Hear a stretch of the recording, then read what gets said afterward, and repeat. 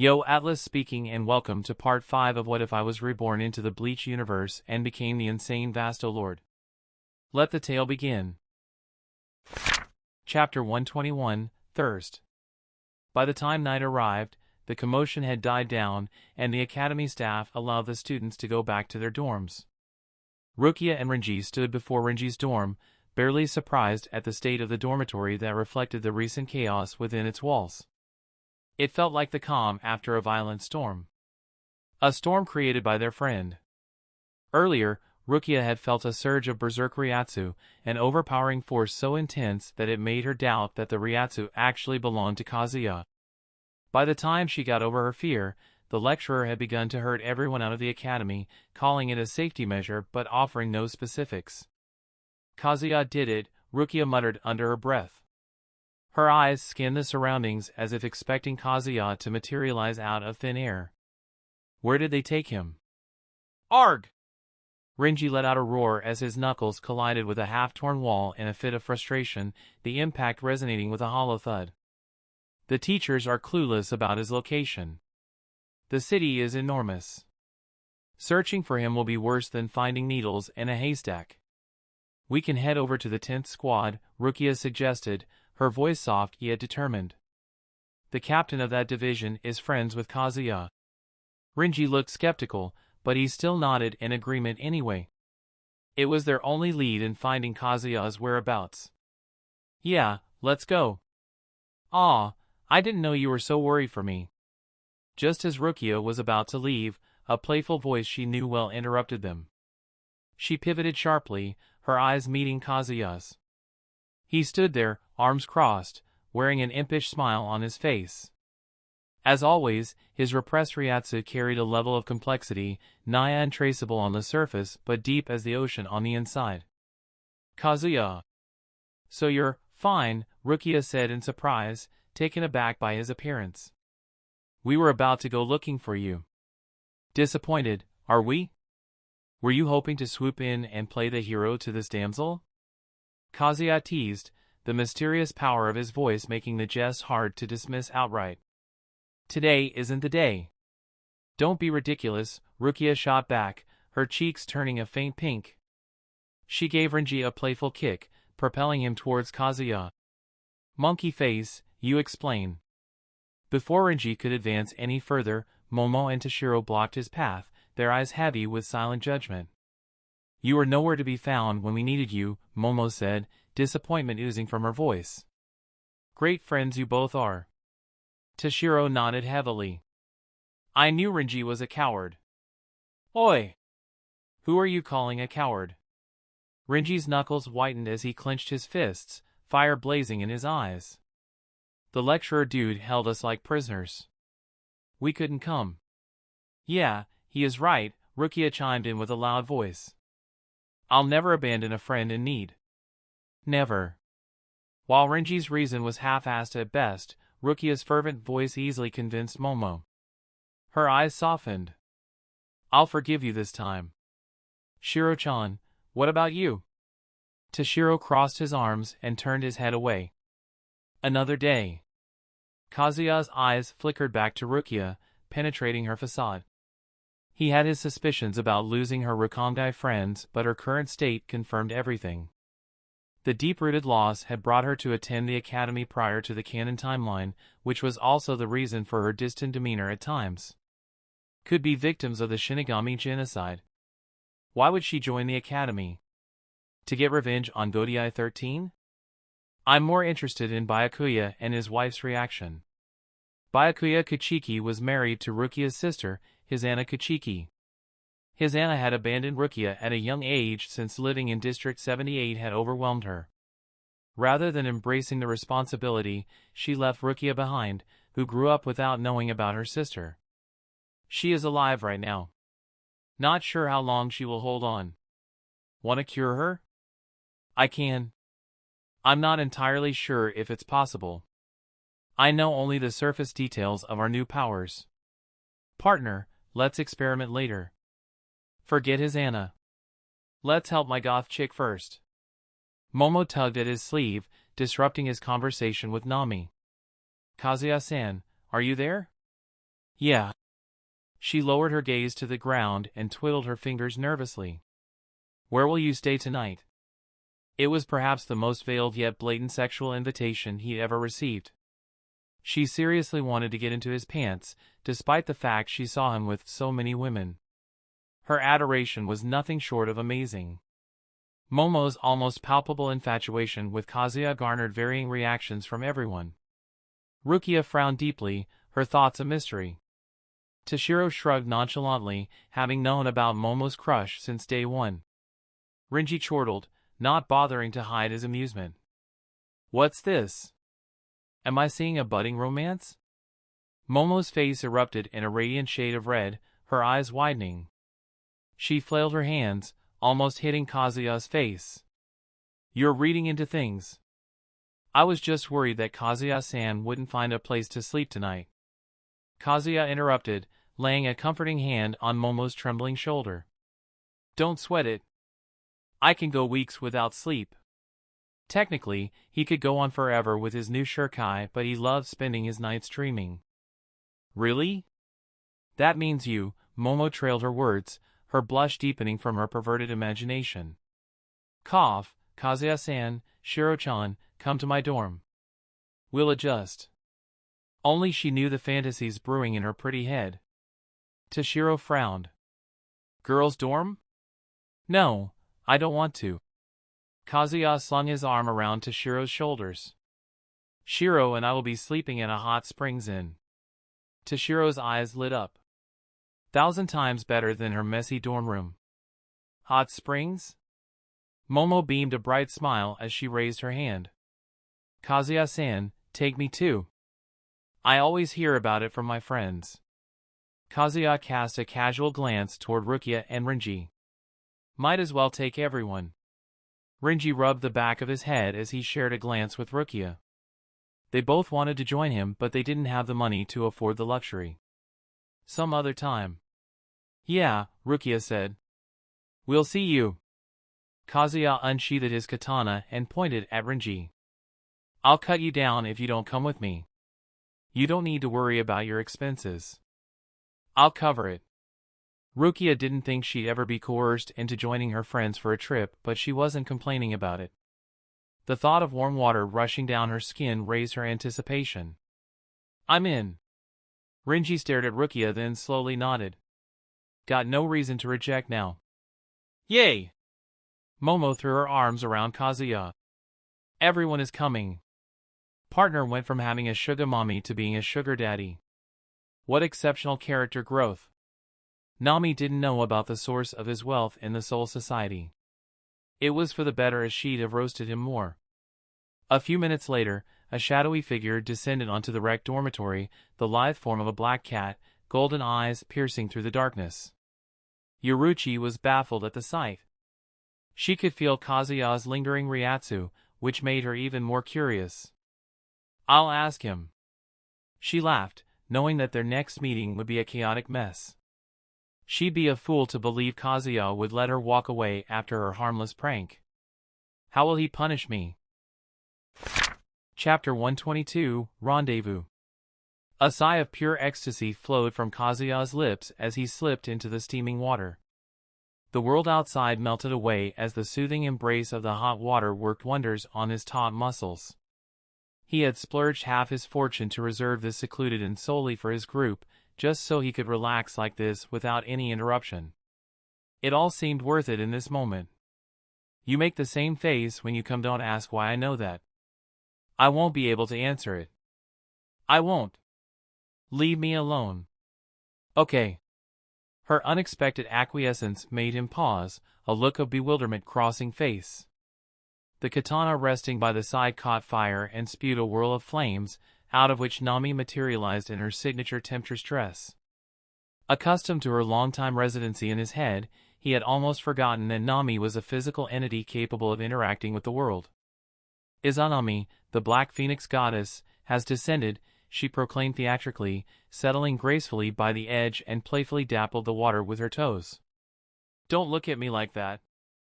I hate water with passion. It's the most I'll do. What about my dream of banging my Yandere girlfriend in the shower? Who will fulfill that if not you? A sparkly twinkle lit her eyes. I can make an exception for you, my beloved partner. Do you want to try it? Her enthusiasm suddenly faded, and her gaze snapped to the sliding door. The culprit wasn't a person but a black cat, who walked in like she owned the world. Yoruichi, get lost. Let me flirt with my beloved. He languidly propped his head on interlaced fingers, intrigued by a standoff between the two. It seemed like a thrilling time worthy of popcorn. However, Yoruichi's attention wasn't on Nami. It was fixed on Kazuya. She had expected irritation, perhaps a sarcastic comment about her prank, but his calm gaze revealed something far colder, sheer indifference to her existence. She fiercely narrowed her eyes. Why does she know my identity?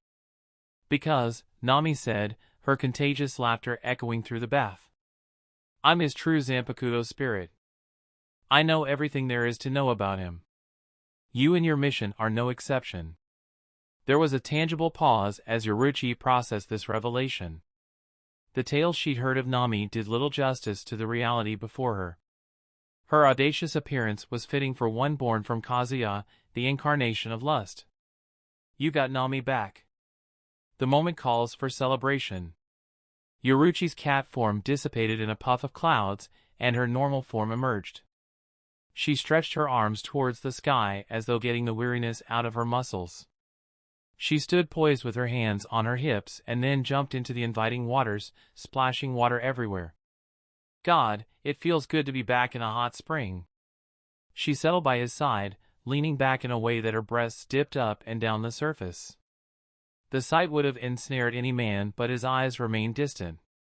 Her conscious gesture to tease him earned her zero attention from him.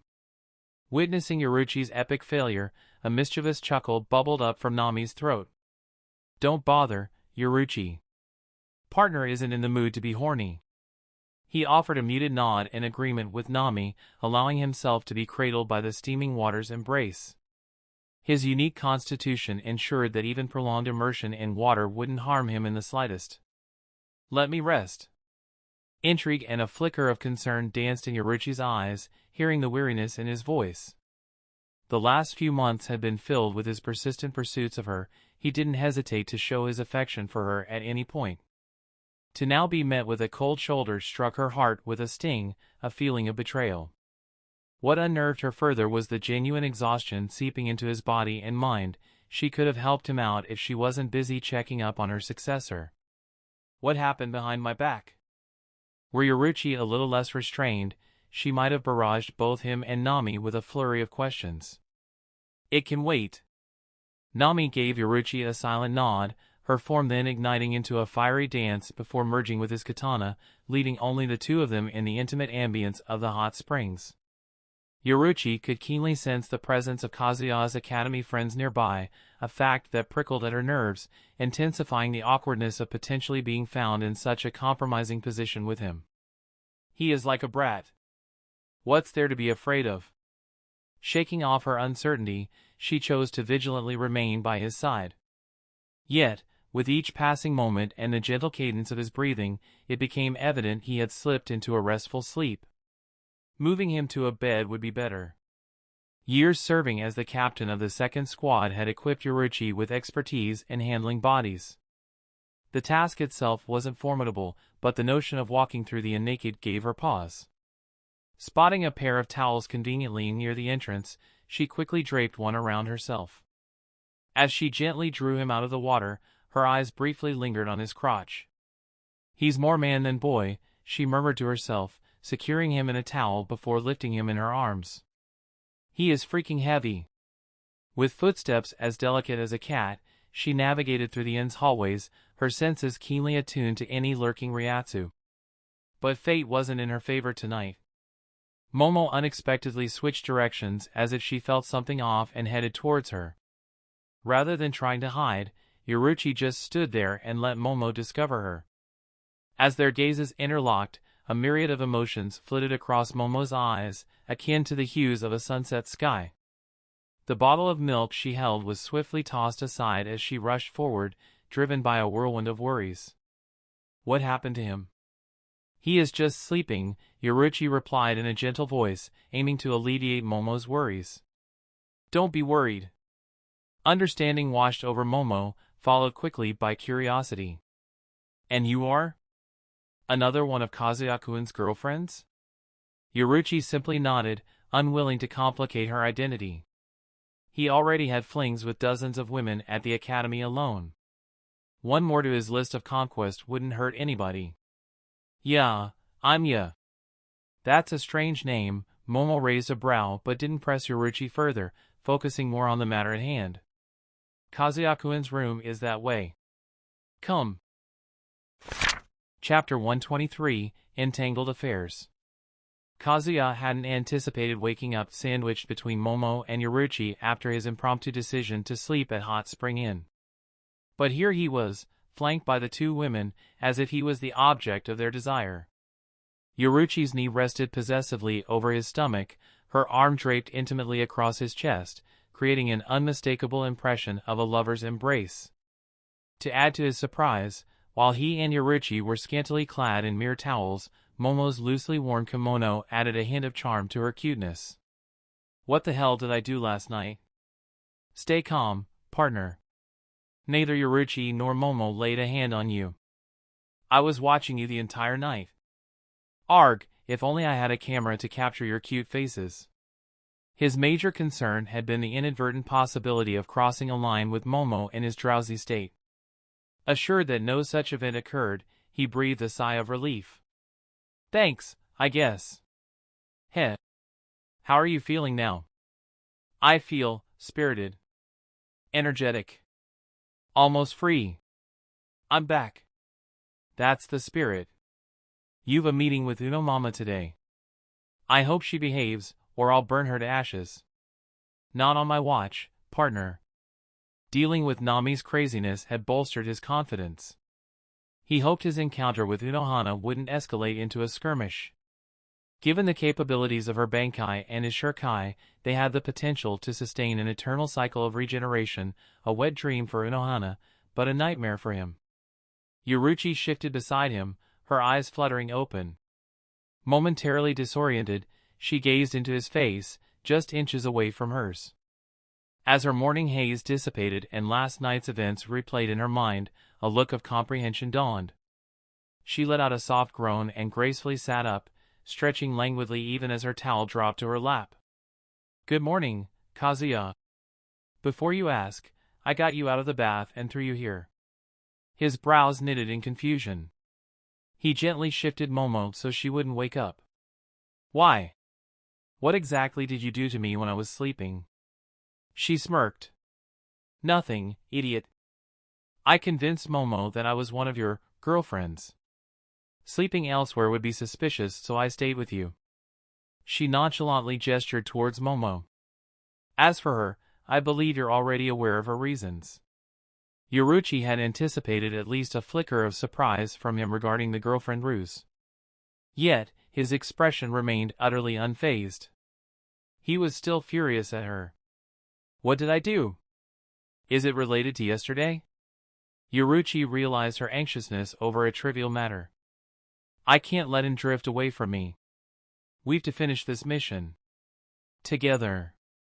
On the topic of Momo, you crossed the line yesterday. Why did you lie to her?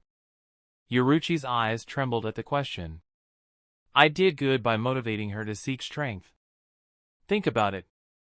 She adores you. The thought of you being hurt will get her pumped up. It became clear to him that Yoruichi wasn't toying with Momo frivolously. She had strategically utilized his duel with Soifan as a catalyst for Momo's growth. With the knowledge that both Kazuya and Toshiro were bound for early graduation, Yoruichi understood that Momo would need to stand her ground at the academy. Only by being strong will Momo be able to fend for herself. He shook his head. They are part of our plan. Why mess with their lives? Momo already had a bright future as a Kido genius.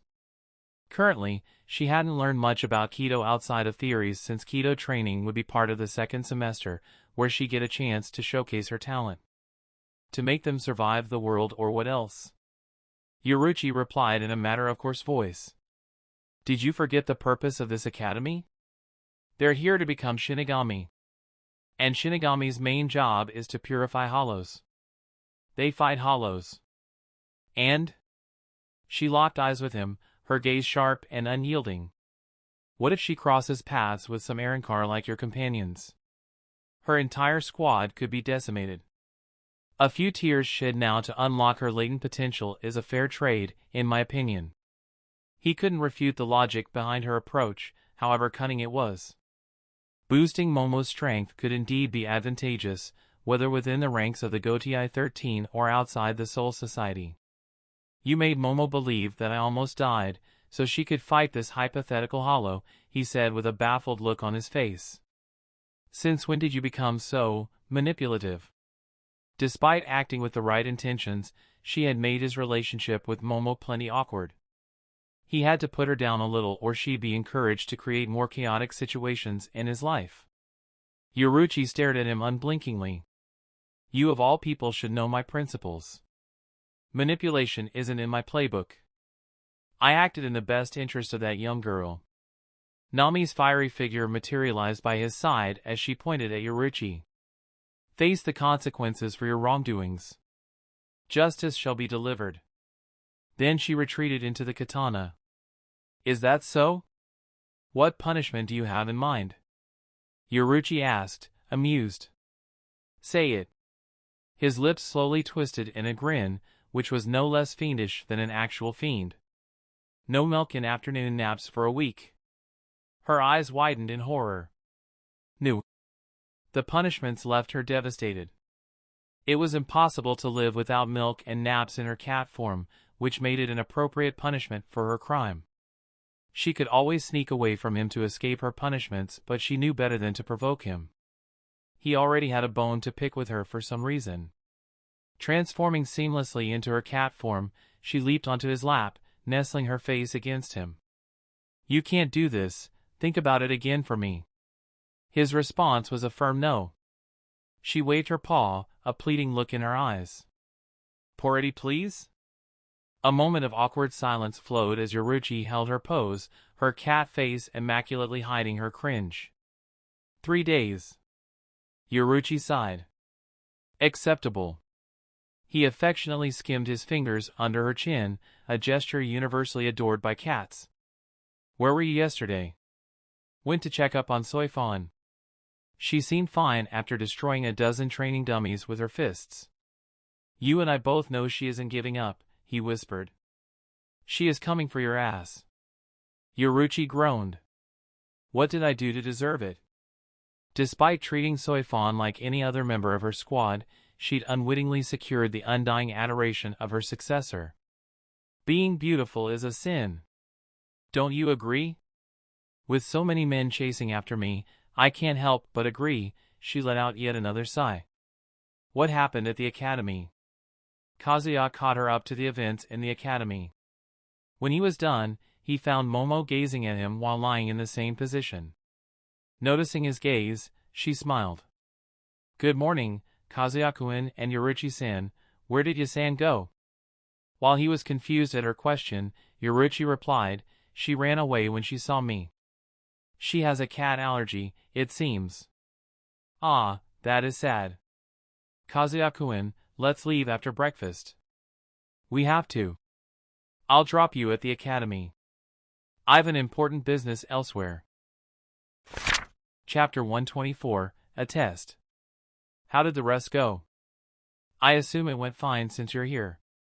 With soft, gray eyes filled with unmistakable concern, Aizen's words made Kazuya's lips curl into an appreciative smile. Only Nami and Aizen had taken a moment to ask about his well-being. It amused him that even Momo, with her obsession, had overlooked such a detail. Aizen is peak waifu material. Yoink her. Begone my intrusive thoughts. Returning Aizen's gaze, he offered a soft smile. Yup. Is your captain ready to entertain a guest of my caliber? A soft snort escaped Aizen's lips, humor briefly lighting her eyes. She quickly composed herself, adopting a solemn demeanor fitting for her status in the 4th Squad. I advise you to act with respect. Captain Unohana will sweat you like a fly if you don't. Though many Shinigami remained blissfully unaware, Aizen had dug up about the past of her captain. From her days as a nefarious criminal within the Soul Society to her instrumental role in the conflict against Yoruichi, Unohana's abilities were eclipsed only by the captain commander himself among the Getaway 13 ranks. She was the first Kenpachi, after all. Kazuya has potential to reach her level. Aizen found it puzzling why he'd elected to align himself with them, rather than with squads better suited to unlock his untapped potential. But any fleeting doubts about him harboring ulterior motives were quelled by his close association with Isshin Shiba. You know, Aizen, I can't decide if your captain is benevolent or scary. Rather than indulging in describing her captain, Aizen simply gestured to the door. Find it yourself. I suppose. They traversed the pristine hallways and ascended the staircases. Ordinary at first, but a definite change enveloped him as they scaled the stairs leading to the third floor, where the captain's quarters were located. The ambient ratio thickened, its texture almost tangible to his senses. Aizen approached the door, her knuckles rapping against the solid wood. Captain, do you remember our conversation about the battle healer? He is here to meet you. A brief, tension-filled silence ensued. Then, an abrupt onslaught of Ryatsu overwhelmed him. He had experienced and slain the so-called God King of Hueco Mundo, yet this Ryatsu was a different beast altogether. It clawed into him, manifesting an illusion of knives impaling his heart in relentless succession, each thrust eviscerating chunks of his willpower. He unconsciously released his Ryatsu to counter Unohana's Ryatsu. The pressure ebbed away instantaneously. For all her battle prowess, Unohana couldn't overpower him when it came to spiritual energy. Just as abruptly, her intense Ryatsu receded, leaving a stillness in its wake. A voice, gentle velvety yet commanding, resonated, "Come inside." A pang of disappointment washed over him. A woman with such strength refused to lift her blade against anyone, even when the fate of the Soul Society hung at stake. He would have loved to witness a battle between Aizen and Unohana, without Aizen relying on his hypnosis. Alas, his wish would never come to reality. Aizen slowly slid open the door, then bowed her head. Good morning, Captain. He took his time observing Retsu Unohana, the kind and gentle woman wearing her long black hair in a signature braid in front of her. He'd have mistaken her for a friendly, next-door healer Shinigami if not for his previous world's memories. Her dual nature was just that well concealed. He nodded his head in a gesture that seemed superficially courteous compared to Aizen's heartfelt bow. Good morning, Captain Unohana. Unohana's gaze was tranquil but penetrating as she observed him. It wasn't a response to his greeting but his voice. The pleasing timbre of his voice was oddly soothing and rich. Nanao wasn't over-exaggerating, she was underselling the enchanting lure in his voice. How is he doing this? She curiously probed his Ryatsu, and her eyes quivered momentarily. He was a monstrous ocean of spiritual power, the sole reason he shrugged off her Ryatsu as if it were a breeze, a feat hard for most captains these days. The reports about his spirit class ranking and the events of yesterday were absolutely correct. He was no mere student, he was a prodigy on par with Kenpachi Zaraki. Another prodigy born in Rakamgai or... As her thoughts cascaded, an old scar on her collarbone tingled, her chest flooding with an almost forgotten exhilaration, the thrill and anticipation of a worthy battle. I'm not Yachiru anymore. I'm Retsu Unohana, and I despise murder.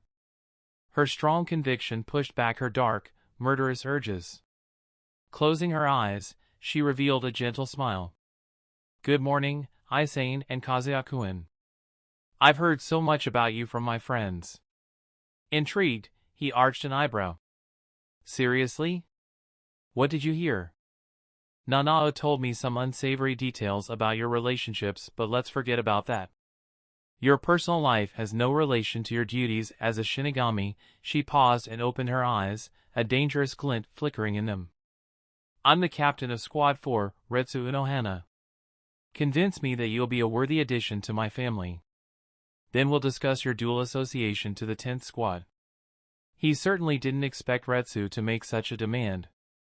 How? Throw me a hint. Retsu pulled back her sleeve and traced her finger along her wrist. A slender cut materialized following her finger, blood slowly seeping out. Show me the extent of your kaido. Aizen's hands trembled. Captain, you could have asked me. It's fine, Aizen, Retsu gently said without breaking off eye contact with him. His lack of reaction to her move intrigued her. Most Shinigami would freak out at her display, but he remained stern.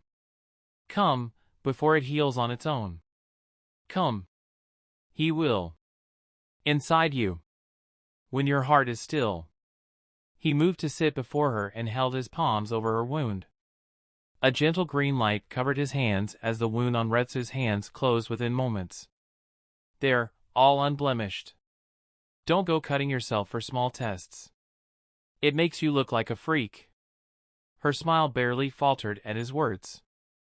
By Shinigami's standards, you're the freak for desiring to join two divisions. Aizen chuckled, then quickly covered her mouth. Ilgol brew some tea. No sooner had Aizen's silhouette vanished beyond the doorway than Retsu fluidly rose, drawing her katana from its sheath that hung on her shoulder with a string. The blade glinted coldly, resting ominously on his shoulder. Her eyes had lost all signs of its previous serenity and motherly gentleness, taking on a sharp, intense, and ruthless glint. Her smile turned into a subtle, sinister smirk that exuded confidence and danger. The woman before him wasn't the captain of the 4th Squad but the first Kenpachi, the most fierce criminal to ever step foot in the Soul Society. Kazuya Ishihara, she whispered, her blade inching closer to his throat. Fighting Soifon to a draw on your first day in Academy, seducing the staff of said Academy, then overpowering Soifon, a master of Hakuta, with your bare hands. Tell me. Who are you and what do you want with Squad for? What are you scheming? Chapter 125, Edge of Conviction. The icy edge of Retsu's zanpakuto grazed Kazuya's skin, but he remained unmoved, meeting her penetrating gaze with unwavering calm. I am exactly who I say I am.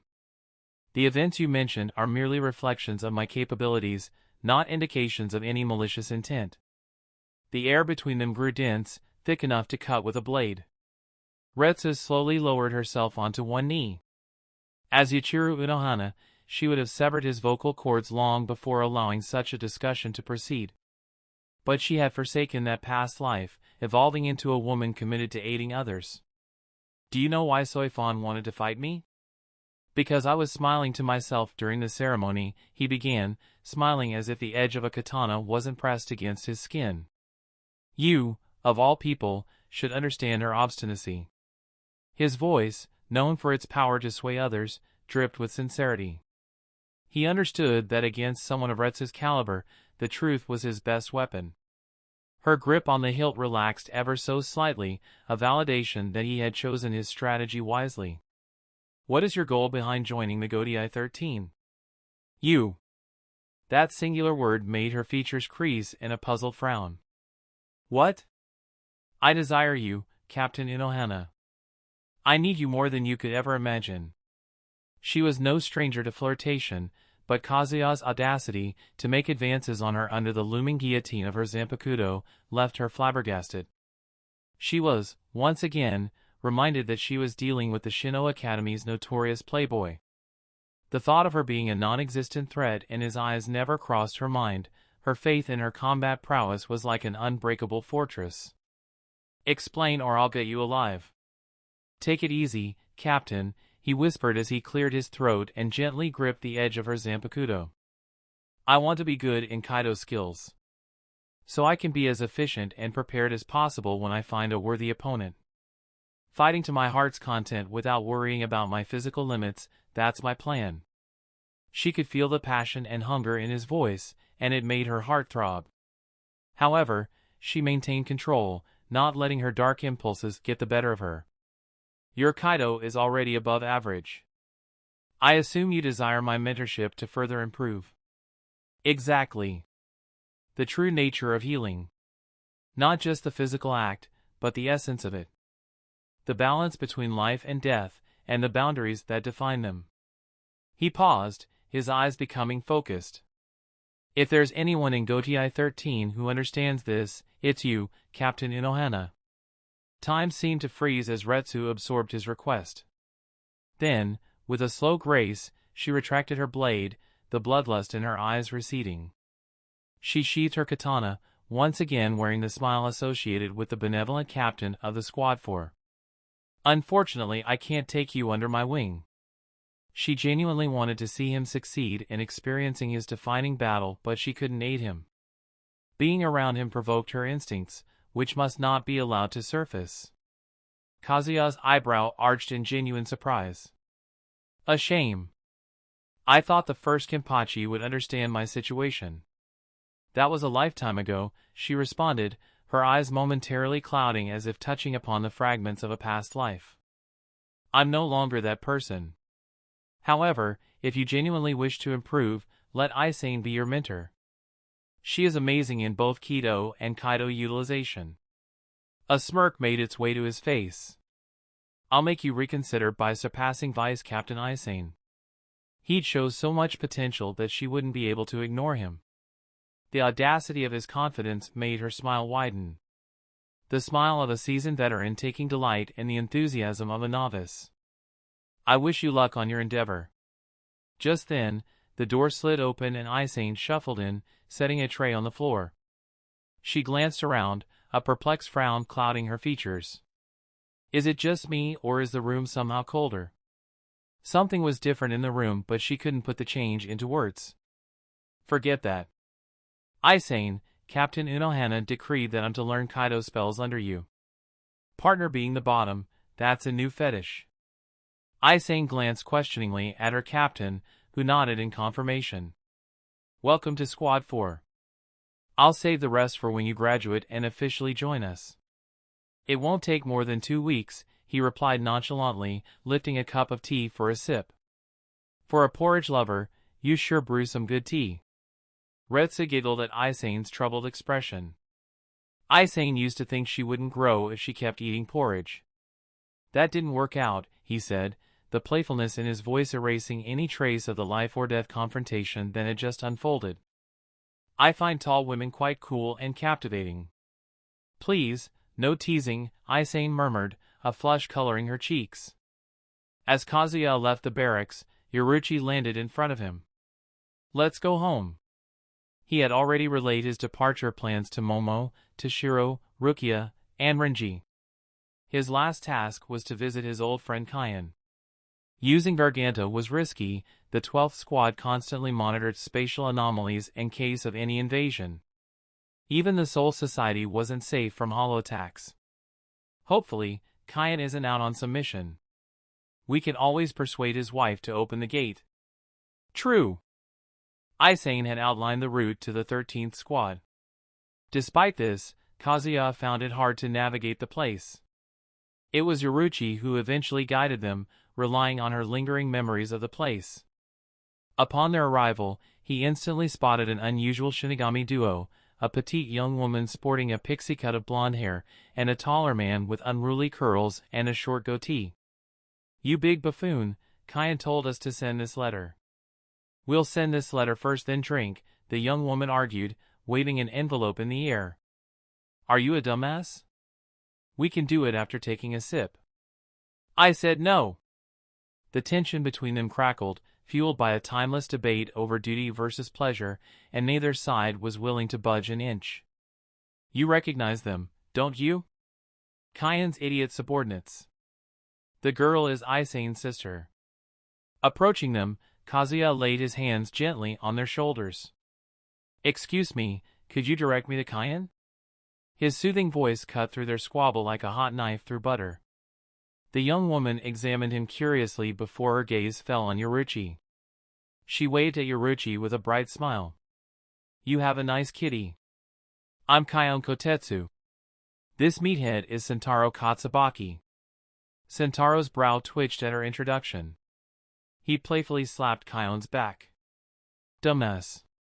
Hey! What was that? Kotetsu? Kazuya cut in, preventing them from having another fight. Are you related to Aizen by any chance? Kaion's eyes widened. She's my older sister. How do you know her? Friends. Now, can you take me to Kaien? Kaien smirked and placed her hands on her hips, addressing Vice Captain with his first name and without proper honorifics. You two must be friends. Given their captain's chronic illness, Kaien pretty much managed the entirety of the 13th squad, even if his subordinates rarely vocalized their respect for him. You can say that. With a dramatic flick of her hand, Kaien pointed toward the door behind her. Kaien is taking a nap in the garden. Come with me. Chapter 126, Fragment. While en route to rendezvous with Kaien, Kazuya bumped into a tall, pale-looking man with flowing, white hair. Kazuya's pulse quickened, and a shudder of excitement charged through his veins. It wasn't because of the white-haired man's emaciated looks, but the secret hidden within him. The man carried an organ of the Soul King, and it messed with his mind. He controlled himself, suppressing any urges that might alert Ukitake. Kaien, Sentaro. Jushiro Ukitake greeted his subordinates with a leisurely gait, his friendly smile unwavering even as he faced Kazuya. And who graces us with their presence? He is, Kaien blinked, her eyes widening like saucers. Hey, you didn't give your name. You got way too distracted by my cat, Kazuya teased with a chuckle. Well, you can call me Kazuya, written as harmony, peace. The wind of peace that causes war. Ukitake placed a hand on his chin, his eyes taking on a keen glint. A long, unruly silver mane and a voice that leaves an unforgettable impression, Kaien's depiction of you was spot on. Ukitake knew Kaien more than almost everyone, maybe excluding his wife. Underneath the rowdy, blunt exterior lay a man of unparalleled honor and compassion. Thus, a friend of Kaien should, theoretically, have been an ally to Ukitake. However, as he took in Kazuya's charismatic grin, an ominous feeling tugged at the back of his mind. The silver-haired youth had more going for him than eyes could unveil. If Kazuya could peer into the depths of Ukitake's mind, he'd erupt into a gleeful laugh and commend Ukitake's perception. After all, he was a Vasto Lorde-Class, the embodiment of everything Godiai 13 stood against. His lips curved into a subdued but telling smile. Kaien talked about me? How intriguing. We told him to stay quiet, but he paid no heed to our warning. How do we punish him? Do we resort to stealing his beloved wife away from him? Don't be mean to my friend. Having his and Ishin's support will help us in the long run.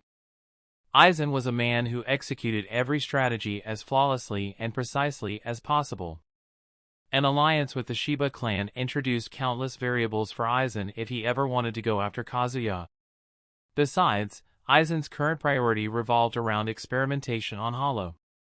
Of course, Ukitake said, chuckling softly. Your prodigious feats in the Shino Academy had every Shinigami whispering. Didn't expect you to scout our division. I thought you were eyeing a position in the 4th division. Ukitake's chronic illness didn't stop him from picking up the rumors from his squad. A prodigy? Kazuya, Sentaro raised a brow. I remember you. The rookie who went toe-to-toe with Captain Soifon. Kaien grinned cheekily. I get why Nei-san is friends with you. You want to join her squad? Kazuya nodded, a hint of impatience creeping onto his face. Yeah. The impatience didn't go past Ukitake's keen gaze. He placed a hand on Sentaro and Kaien's shoulder. Kaien gave you a task, right? Prioritize it. I'll entertain our guest. The pair immediately bowed their heads. Yes, Captain. Ukitake smiled at Kazuya. You must be here to meet Kaien. Follow me. Thanks. As Kazuya trailed a step behind Ukitake, he marveled at the expansive compound, a sprawling labyrinth of living quarters intermingled with training grounds that seemed to stretch out infinitely. The long stroll allowed him the time to have a discussion with his zanpakuto spirit. Ukitake Jushiro, the carrier of Mimihagi, the right hand of the Soul King, Nami spoke mysteriously. Partner, you already know the reason for your excitement. Soul King. Exactly. I believe we are fragments born of him, my working theory or headcanon, if you will. Nami didn't know more about their circumstances than him, but she had access to all of his memories, including all the random theories from way back. It allowed her to form conclusions that were hard to dispute, at least for him. It has to be true. How else can you explain my powers and connection to Hogyoku? Indeed. Do you want to devour Mimihagi and gain his unique power, stagnate, the power that denies growth and stops any event from happening against your will? It's not on the level of Almighty, but it's still beyond your average Bankai. Mimihagi's stagnate was capable of evading the future sight of Yoruichi's Almighty. Capable of holding together the three realms once it attached itself to the Soul King's body. The thought of taking away that power was rather enticing, but it would compromise Ukitake's life and make allies like Yoruichi turn against him. To be evil and selfish is to walk the path of freedom, partner. The power of stagnate. Won't it affect our evolution? As much of a power boost it provided, he couldn't let his evolution stagnate, not before finding the mysteries that lay beyond Bankai and Vasto Lorde-Class. It might. Shall we save it for after our final form? At that point we can simply intimidate Ukitake into submission. He shook his head at her violent tendencies. She was more American than most Americans. Or we can cure his illness. We can most certainly try. His train of thought was interrupted as he spotted Miyako reclined against a tree, giving a lap pillow to Kaien. The husband and wife both blissfully dozed off in the peaceful garden, stirring an irresistible feeling to tease them. This couple really doesn't care about showing some discretion, Ukitake sighed, though the corners of his mouth betrayed his contentment. Kaien and Miyako, his top-seated officers, were his biggest pride in the 13th Squad. The slight rustle of their approach disturbed the slumbering pair. Kaien's eyes flickered open, his expression hardening into a frown. "Captain, and Kazuya? Why are you here?" Kaien's confusion was reasonable. He had told Kaien to steer clear of him, yet here he was, appearing unannounced in the heart of Kaien's division. Taking the opportunity to tease Kaien, Kazuya spread his arms wide, and with a melodious giggle, sprinted toward him. "Kaien darling, did you miss me?" Kaien's whole body seemed to quiver, his hand instinctively reaching for the hilt of his zanpakuto as if faced with a threat far more dire than even a Vasto Lord. "Back off, you freak! Don't come any closer. You wound my heart with your words," Kazuya declared theatrically, his eyes shimmering like shards of crystal as he feigned an agonized expression. "Miyako ne-san, my pure heart has been shattered to pieces. Your husband is so heartless." Miyako couldn't hold back any longer, she erupted into giggles, her laughter infectious. "I can't help it. Kaien only has room for me in his heart, I'm afraid." Ukitake grinned at the drama. Things would be different if Kaien wasn't so entwined with Miyako. "Yes," Miyako said with a heavy nod. "I can't compete with Kazuya's voice. It's irrefutably seductive." With everyone taking turns teasing him, Kaien couldn't help but make an exaggerated expression of despair. "Kazuya, what is your business with me?" "My friend, I'm here for a favor."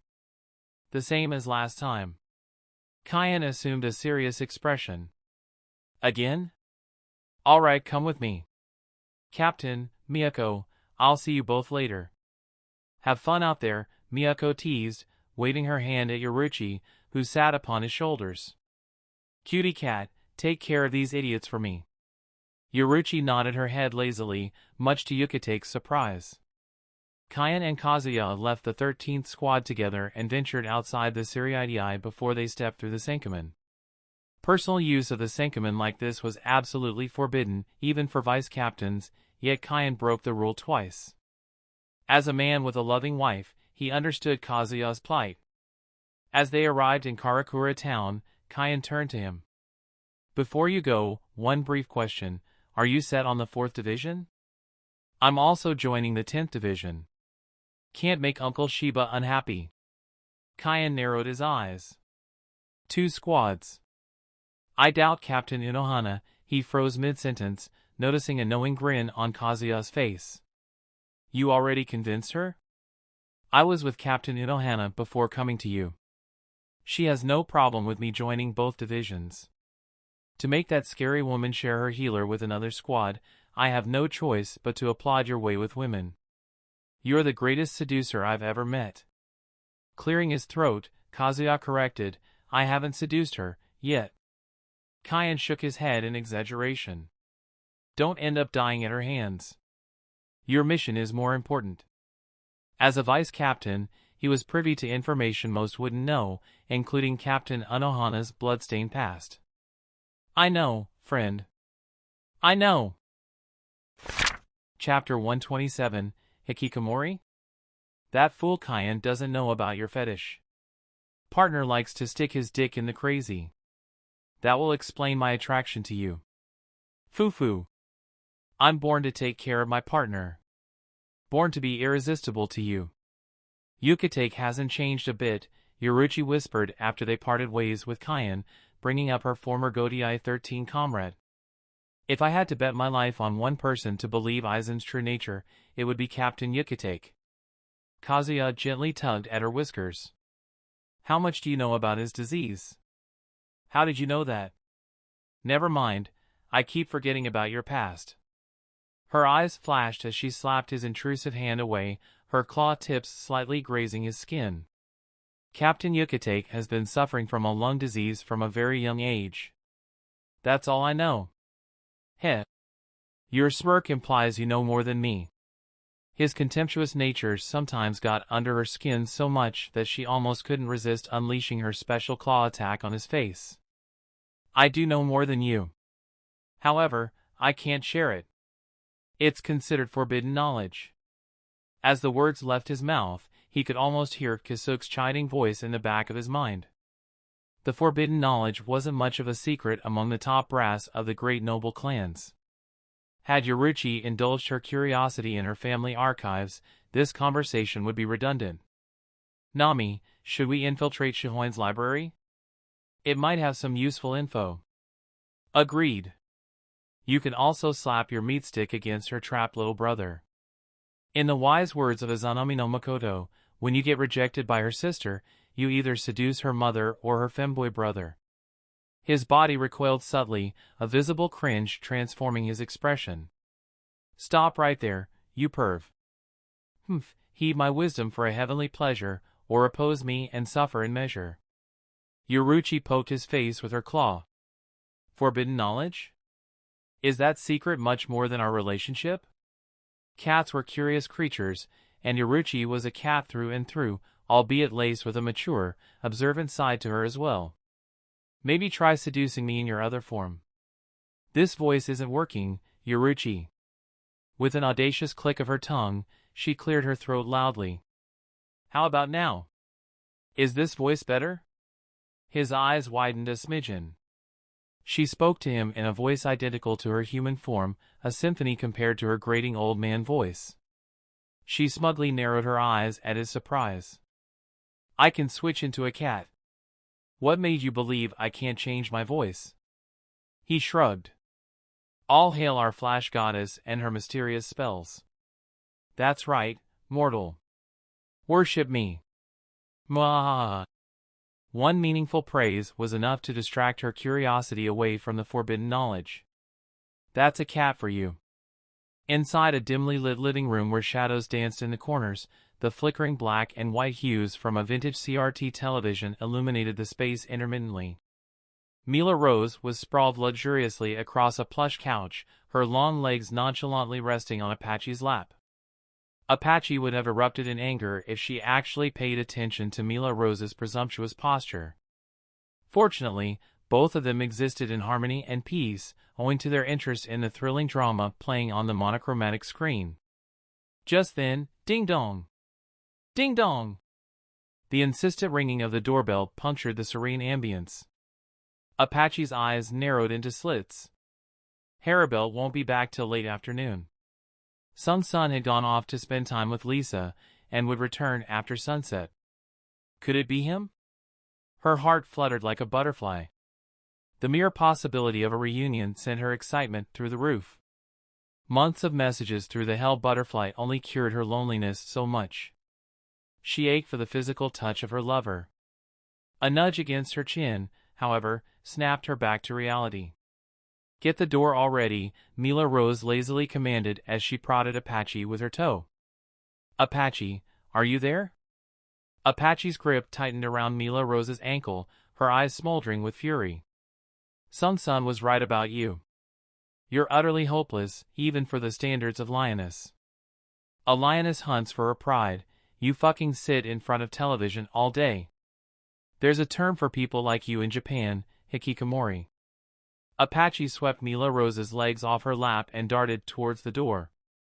Her heartbeat rose in a frantic rhythm as she could already smell his unforgettable scent on the other side. With an almost reckless urgency, she flung the door open, nearly yanking the wooden piece with her brute strength. Kazuya! Joy radiated from her, a smile so bright it could rival the sun.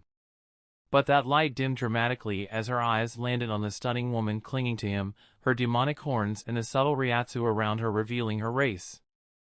A stabbing pang of envy cut through her as she registered the woman's reiatsu. You're a Vasto Lord. A tsunami of emotions engulfed her, the realization crashing down that yet another woman in his life had achieved what she so desperately yearned for. It's nice to finally meet you, Emilu Apache, the Vasto Lord said with a charming smile. You're cuter than my husband's descriptions. The word husband plummeted through Apache like a bullet, darkening her expression. How did you marry a hollow in the Soul Society?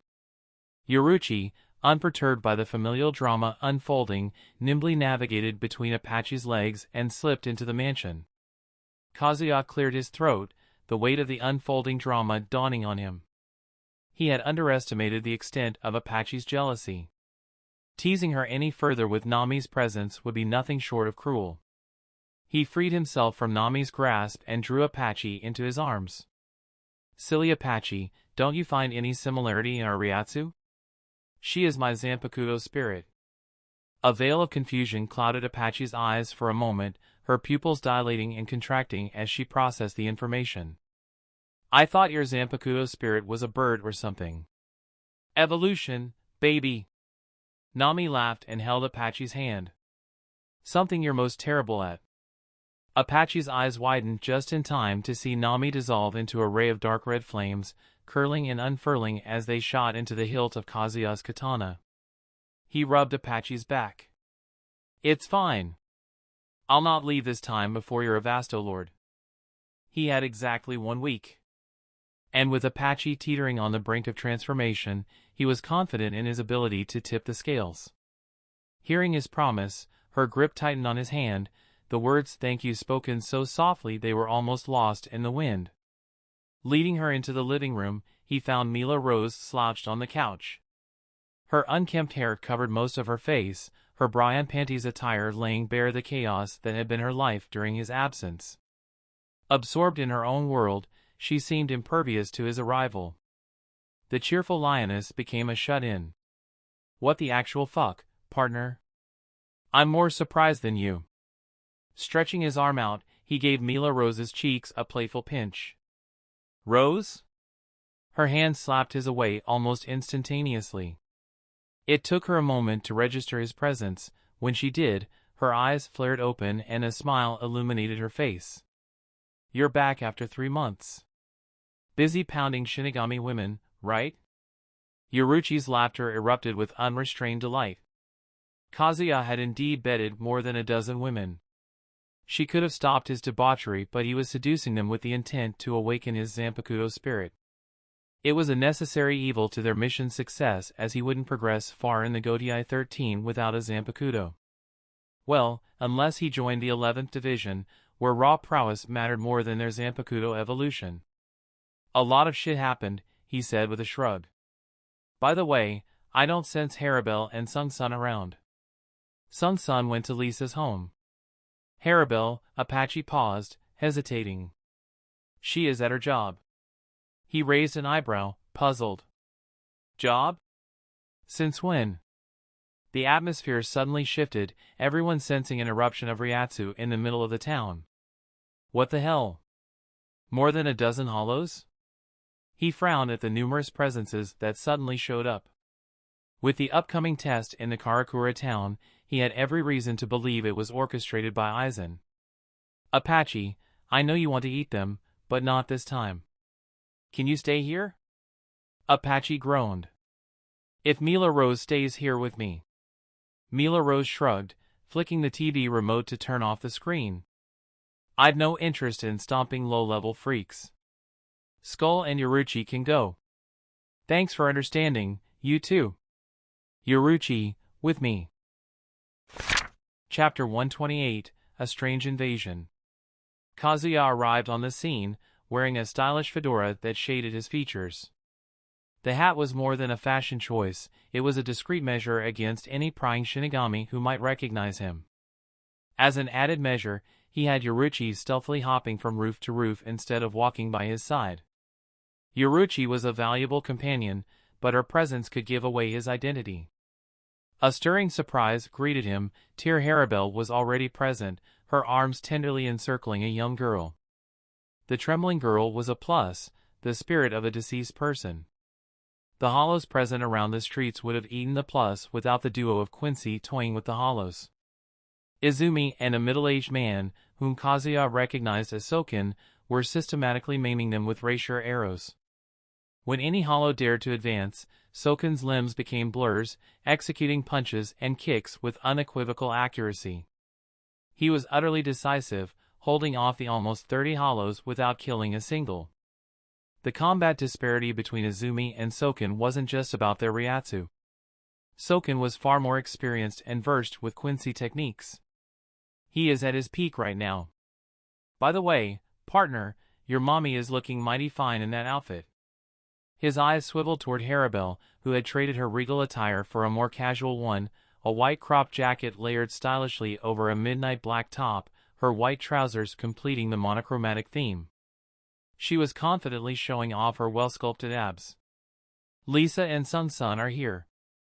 The odd pair of friends arrived, taking on an observant role in the battle. Kisuke, too, observed from a secure distance, his fan veiling whatever thoughts occupied his mind. The only missing piece was the reason for these hollows gathering. He couldn't sense anyone from Aizen's faction lurking around. They could be observing through some device. He refused to believe the group of hollows invaded the Karakura town on a whim. Low-level hollows only formed organized groups under an Ajucha's order, but there were no Ajuchas here. This might be done to provoke a response from Vizard or Kisuke. We don't need to act rashly. His eyes widened.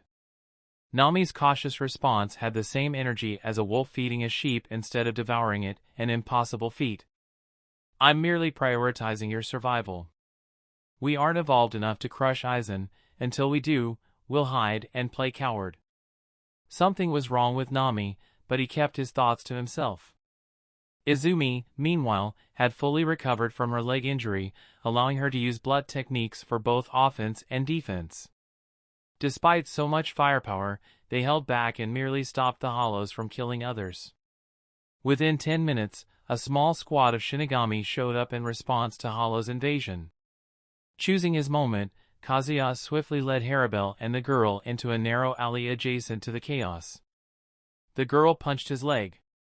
Bad guy. SHHHH. Haribel's fingers pressed gently yet firmly against the young girl's lips, hushing her cries before they could reverberate in a place brimming with spiritual beings. She then turned to Kazuya, her eyes softening into a warm smile. You're back. Like an hour ago. This kid is? I have a name, you know. It's Aikawa Hino, the girl retorted, her eyes wide and flickering with youthful defiance. Who are you? They call me Hikaru Genji. Haribel's fingers rested gently on Aikawa's slender shoulders. I found her haunting children at my school. She fled to this area when I confronted her. I stuck around in case Izumi needed help. She had seen many souls like Aikawa throughout Naruki City and Karakura Town. They either became food for hollows or evolved into hollow themselves after a long time. She didn't wish for either to happen to the young girl. Kazuya rubbed his chin. I can purify her and send her to the Soul Society. The concept of Rakongai grated against him. It was nothing more than a bleak and aimless afterlife, but it was undoubtedly a better alternative to a young soul becoming a hollow. Babysitting was never on his list of preferred activities, after all. I'm not going anywhere. Aikawa's voice cracked with childish defiance. I'll stay at the school. Papa will, he will come to pick me up. Harabelle glanced down, a soft melancholy fogging her eyes.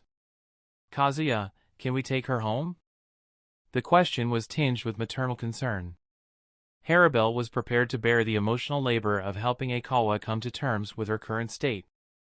It was a difficult conversation to have, especially with someone so young. He knelt and held Aikawa's shoulders. Do you remember your home address? She averted her eyes, her cheeks blossoming into a shade of red. I forgot. But Papa knows, he always picks me up after school. Kazuya crafted his next words carefully. What if I leave a letter at your school, asking your papa to pick you up from our place? She stepped back and pointed at him. You want to kidnap me?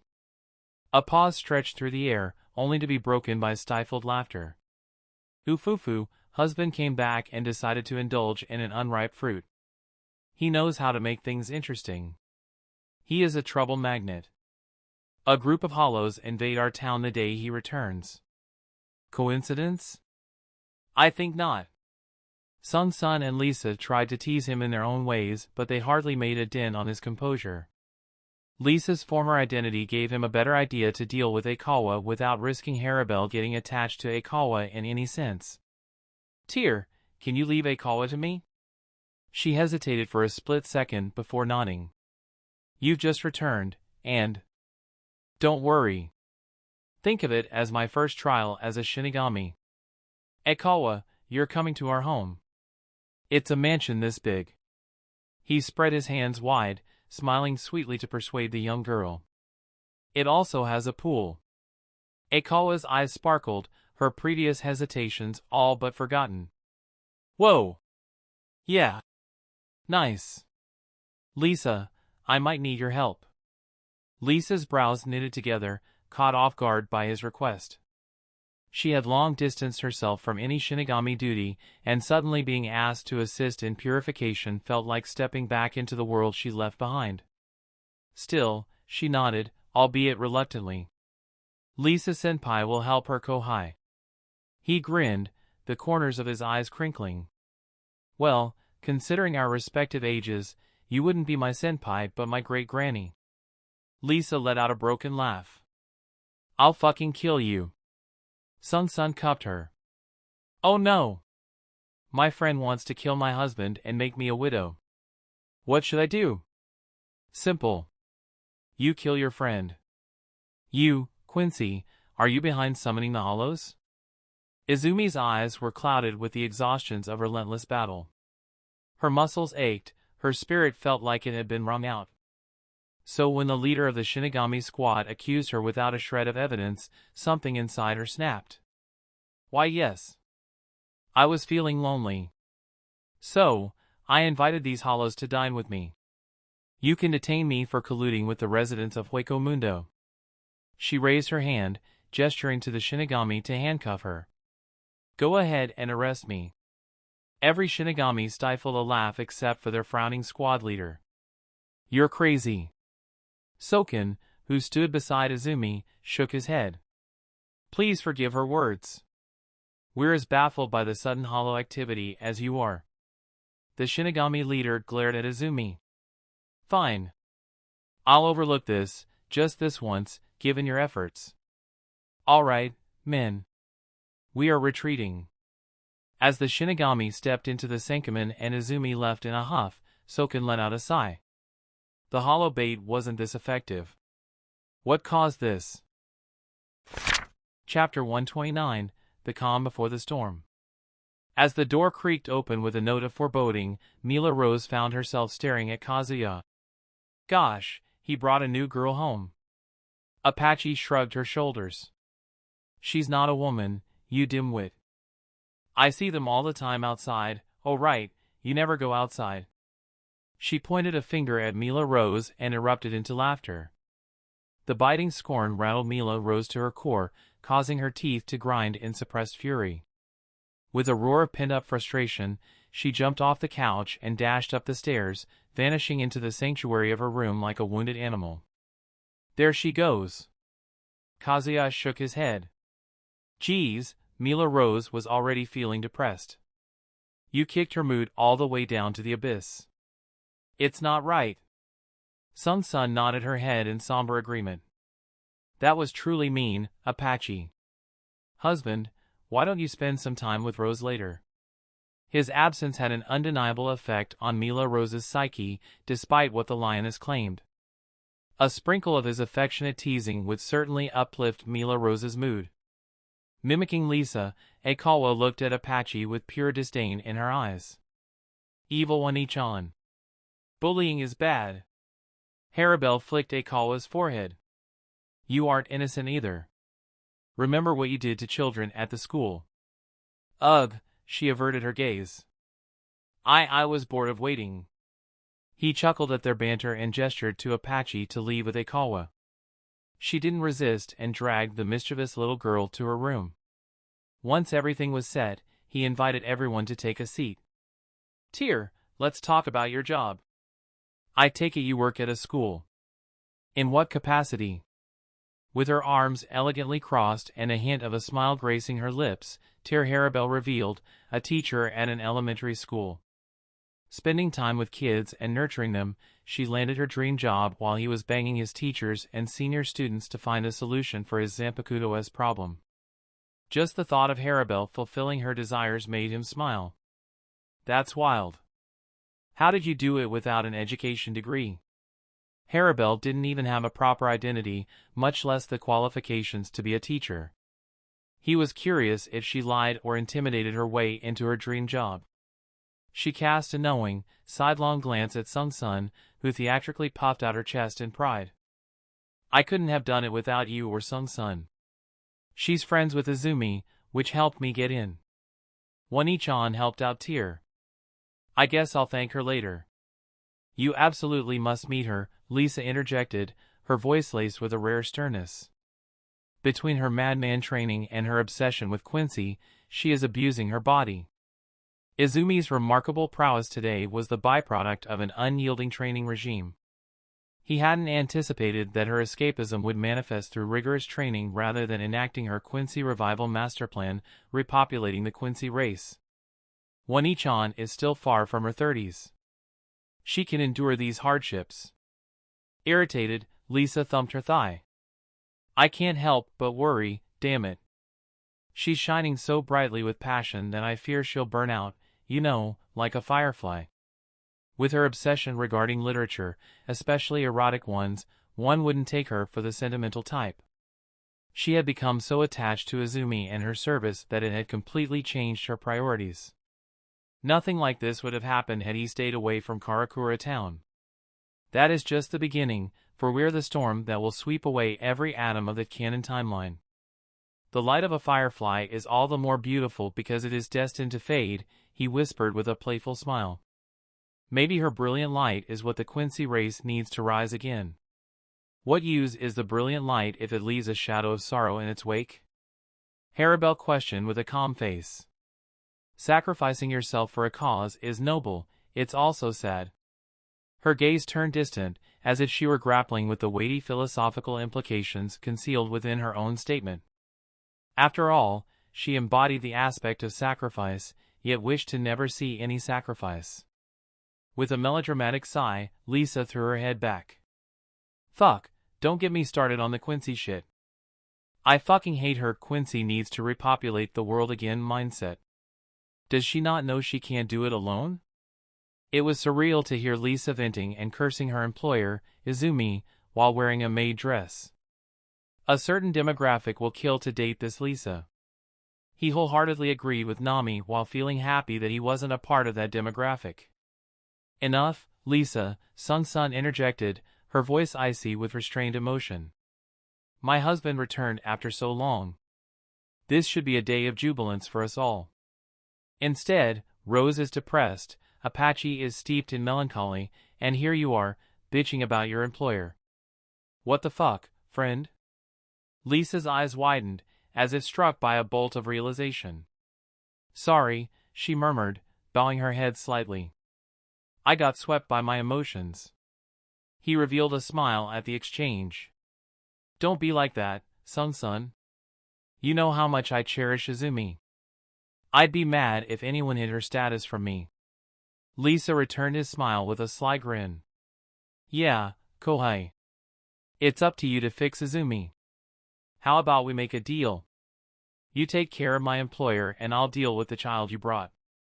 I promise the kid will pass on to the Soul Society with zero regrets.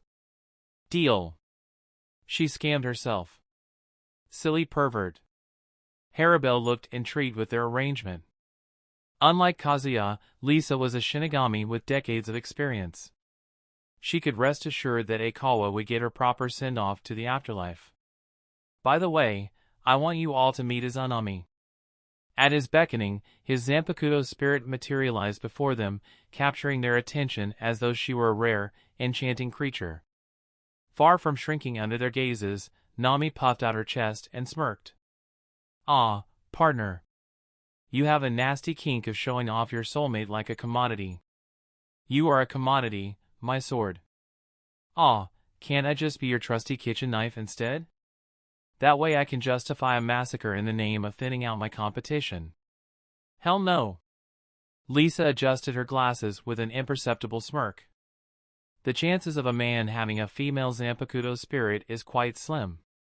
You willed her into existence with your sheer lust. Sun couldn't help but giggle. That's my adorable husband for you. Nami licked her lips deviantly. Partner is a man of focus, commitment, and sheer fucking will. And fuck him I will. Sun turned to Haribel. Any words for your favorite egg? Haribel crossed her arms with a complicated look. She had nurtured Nami's egg as if it were her own flesh and blood. Now, witnessing Nami as a full-grown zanpakuto spirit made her recall all the fond memories of Hueco Mundo. Welcome to family, Izanami. Nami smiled at the warm welcome. You can call me Nami.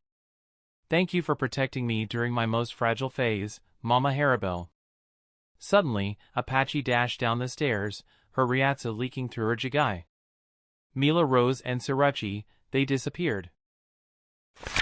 Chapter 130-131, The Hunt.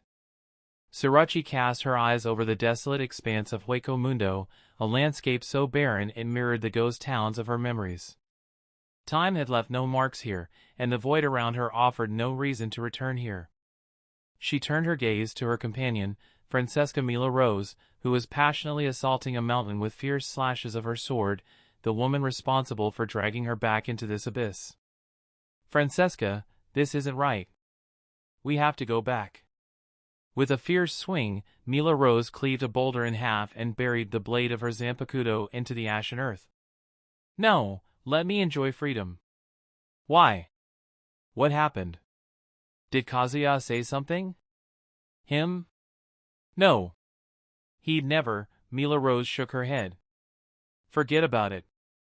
We're in Hueco Mundo. Let's go kill some fucking hollows. Yoruichi shrugged nonchalantly. Don't expect my assistance when leader drags your ass back to the living world. Given Kazuya's protective disposition, she knew he'd come in search of Mila Rose sooner than later, and punishment was not beyond the realm of possibility. I fucking hope he spanks you for your childishness. Mila Rose chuckled darkly. Let him come. I'll whoop his ass. Yeah, friend. Good luck fighting the king of Arankars. No, he is just a prince. I'll be the queen of hollows, she roared at the top of her lungs and raised her sword, as if challenging the gods residing beyond the veil of darkness. I'll kill that bitch sitting upon the throne and claim it for myself. I'll be the empress of this land. Her declaration reverberated across the desolate plains. Rolling her eyes, Yoruichi couldn't help but massage her temples. For the love of, don't you remember our leader's warning about the Hollow Hunter? Mila Rose tightened her grip on her sword and smirked. I'm not scared. They are.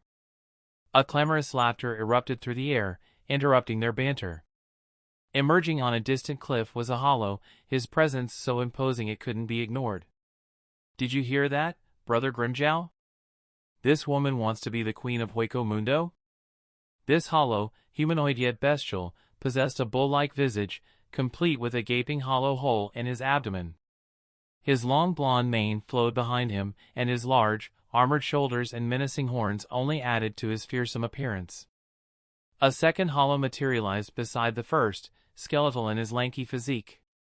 He wore a mask akin to the medieval knights, complete with a lengthy claw tail extending from the back of his head. The commoner's dream is a castle in the air, while a true king will raise his kingdom from nothing but a stone. Another Ajuchas made his way to join the duo, a sandworm behemoth sporting a crested head reminiscent of a hammerhead shark. We all know Grimmjow is the true king. His ascension is just a matter of time. That wasn't all as two more hollows materialized. The first boasted a crown of fiery red hair, a robust torso, and pauldrons that extended above his shoulders in the shape of wings. His lower body was swathed in a thick coat of fur. The second was an imposing Jillian, towering above all, his mask and Ryatsu betraying his Ajucha's status despite his appearance. Together, they emanated an overpowering Ryatsu that could single-handedly crush a Jillian. That is, until their leader emerged, stepping out onto the cliff's edge. A white panther, his eyes aglow with an ethereal blue light, stared down Mila Rose. His spiritual pressure was nearly on par with Apache in her base form. He was one step away from achieving the Vasto Lord level that Apache craved. "What are you?" Grimmjow asked, or rather demanded, to know the nature of Mila Rose's existence. "You're clearly an Ajuchas, but why do you look like that? Your presence is like that Shinigami I devoured years ago. It's repulsive." Grimmjow was a tad confused. He had never seen an Arrancar or ever heard about them. His group shared his ignorance. "We are Arrancars," Mila Rose explained patiently. "A suitable evolution for us animals. It's more exciting to tear into flesh with my claws in this form." "Arrancars?" Grimmjow narrowed his eyes. "A suitable evolution, eh? You're inferior to a Vasto Lord in power. How is that even an evolution?"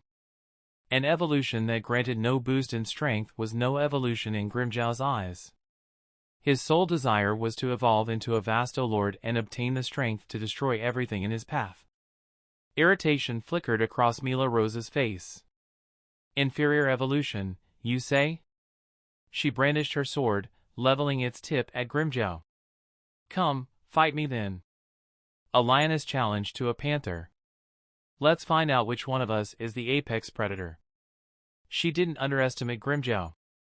Rather, she could discern the seething power coiled within his lithe frame.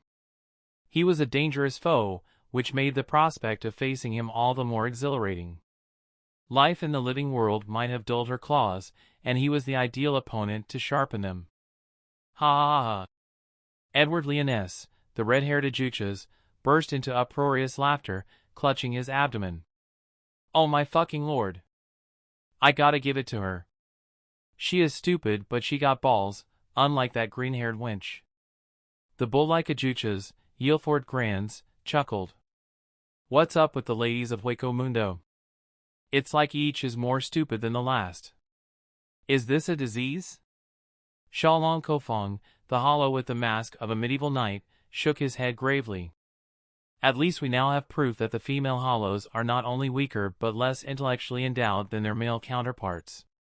Mila Rose's jaw tightened. Clenching her sword, she bent her body. Before she could charge, Yoruichi held her hand and restrained her. "Did you just mention a green-haired woman? By any chance did she resemble a horse?" It clearly concerned her to hear Neliel being mentioned by a gang of ravenous Ajuchas. She had encountered Neliel when she ventured to the living world with her cute hollow companions. Choosing to serve Kazuya for a greater cause rather than personal attachment, Neliel shared Haribel's lofty ambitions for Hueco Mundo and had thus earned universal respect among the members of El Inverso. Yoruichi's inquiry doused Mila Rose's rising fury. "That can't be Neliel. She won't run away from this trash."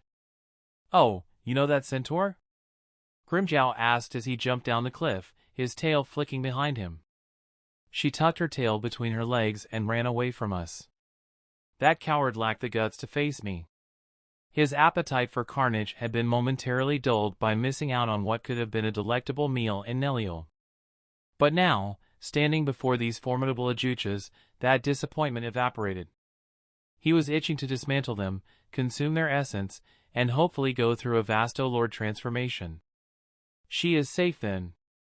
That's a relief, Yoruichi exhaled loudly and smirked. Her long tail floated skywards as the pink blade at its tip gleamed with a dangerous light. You're lucky that Neliel didn't fight you. My liege would have destroyed you if anything happened to Neliel. Forget Kazuya. Haribel would have thrashed these mobs. Mila Rose had no respect for Grimmjow or any of his companions. Grimmjow snarled, his fangs bared as a display of excitement. You serve someone? This Haribel or this liege is more powerful than you both. The notion sent surges of adrenaline coursing through him. The person they mentioned could be a Vasto Lord, a being Grimmjow was craving to battle for a long time. Where is he? Mila Rose flashed a predatory grin. Never mind him. You'll be fighting me. With a burst of speed, she lunged at Grimmjow, brandishing her sword. An enormous shadow cascaded over her as the massive bull-ajuchas landed in her path, shaking the very ground they stood on. Yilford Granz's crimson eyes shimmered malevolently, laden with unspoken contempt as he towered over Mila Rose. Brother Grimmjow doesn't have time for women. I'll kill you and offer your soul to brother. He will evolve today. Mila Rose smacked her lips. Grimmjow is your name. All right, Grimmjow. The evolution you called inferior, behold its awe-inspiring power. As her words fell, a massive surge of pale golden aura blasted from her. Grimmjow held his ground. However, Yilford was hurling dozens of meters away from her. However, even he was not immune to surprise. Mila Rose's Ryatsu had almost doubled, touching upon the realms of a Vasto Lord. Mila Rose forced him to understand the true potential of an Arrancar. She flicked her golden mane back and smirked. Come, bull man. I'll give you the smacking your parents should have given you. Yilford's hulking form quivered under the suffocating weight of Mila Rose's resurrection-infused Ryatsu. Cursed! I'm going to end you. Grimmjow growled at Yilford. You'll lose. I don't care. Yilford roared with impassioned resolve. Brother Grimmjow, I won't lose. Closing his eyes, Grimmjow muttered an indifferent acknowledgement. Do whatever the fuck you want. Yilford bent his body forward and clawed the ground, preparing to charge like those bulls Mila Rose had seen in cartoons. A yellow Ryatsu surrounded him as his already colossal form burgeoned further. My horns will impale anything. Roaring, he catapulted forward like a juggernaut clad in raw fury. Mila Rose, the embodiment of untamed ferocity, let her sword plummet to the ground. Leaning forward, she charged at him. No sonido. No weapon. Only raw speed born from her muscles. The ensuing collision was cataclysmic, the Hollow and Arrancar crashing into each other with the force of titans. Their impact birthed a seismic shockwave, churning the very sands into swirling tempests. When the sandy haze cleared, Mila Rose stood victorious, her golden mane dancing in the wind, embodying her zanpakuto named Golden Lion General. Yilford lay on the ground, his armor shattered and his once imposing mask now fractured alongside his horns. Blood dripped from his head, lending his hair an eerie hue. As he feebly attempted to rise, it became evident, his Ryatsu was leaking through the wounds, he had no way of surviving. Damn you, to the abyss, he rasped. Fuck! I should've listened. A wide smirk made its way to Mila Rose's face. We'll skull like this? Her first thought wasn't of finishing off her foe, but of sharing her hunt with Kazuya. She unconsciously realized the last shard missing from her life, the void that television and games could hardly fill, was the elation of hunting and sharing her prey with Kazuya. Wait, why would I, for a surprise gift? Yeah, a gift. It all makes sense. She chalked her strange thoughts to something else entirely and focused on the dying Yilford. A pity your Ryatsu couldn't keep up with me, or the outcome could have been different. Tell me your name. I'm gonna put your name in my hall of memories. Yilford! Yilford! Grands! His companions converged upon Yilfort's fading form, each gasp of breath reminding them of the camaraderie shared for decades, perhaps even a century. The sight of their fallen friend stoked the inferno of their rage. Even Xiaolong, the calmest among them, couldn't suppress a venomous glare aimed squarely at Mila Rose. Sorachi rushed to Mila Rose's side and passed Mila Rose's sword back to her. Her purple eyes scanned the four Ajuchas who seemed eager to rip Mila Rose to shreds. Francesca, pick your two. Hee. I want the mask and that red-haired guy. Deal. Edward Lioness' fists tightened, raw fury seething in his eyes. He couldn't fault the women for dismissing their strength, especially after Mila Rose decimated Yilfort, the second strongest of their group. Still, he lunged toward Sorachi, outstretching his bare hand. You! A vivid burst of pink light illuminated the air, just as Sorachi's tail blade, pulsating with a life of its own, sliced through Edward's wrist with the effortless grace of a knife gliding through softened butter. A geyser of blood erupted in its wake, splattering in dark contrast against the white sand. Edward's severed hand plummeted to the ground. Ah! Mother, I'll kill you, Edward roared, his voice a mixture of agony and fury. Suppressing a triumphant smirk that was itching to spread across her lips, Sorachi steeled her resolve, acutely aware of the consequences and dangers of arrogance. The defeat at the hands of Kazuya was fresh in her mind. With a deadly lunge powered by, she hurled herself at Edward. Her tail sliced through the air, the vibrating pink blades swinging towards the vulnerable flesh of his neck. Die! In the face of inevitable death, Edward's eyes ballooned with terror. As he willed his body to move, a sonic boom shattered the eerie silence of the battlefield. Grimmjow materialized by his friend's side, his jaws agape, poised to sever Sorachi's tail from the roots. At the same time, Mila Rose closed the gap between them and slashed Grimmjow's face with her sword. Detecting the imminent threat, Grimmjow summoned the explosive velocity of Sonido, his form becoming a blur. Yet, he was a second too late. The sword tore through not only the pristine layer of his white armor but also grazed his face. On the other side, Edward's head descended in a tragic arc. His headless form remained momentarily upright before it staggered into eternal rest. Thanks, Sorachi exhaled, her voice tinged with a rare note of gratitude. Had it not been for Mila Rose's well-timed assistance, she would have lost her last source of offense, her tail. Let's kill them all and return to leader. Shouldering her blade with a flourish, Mila Rose cast a predatory grin toward the trio of Ajuchas, their forms almost paralyzed from the events unfolding before them. You'll make a fine return gift for my dear friend Skull.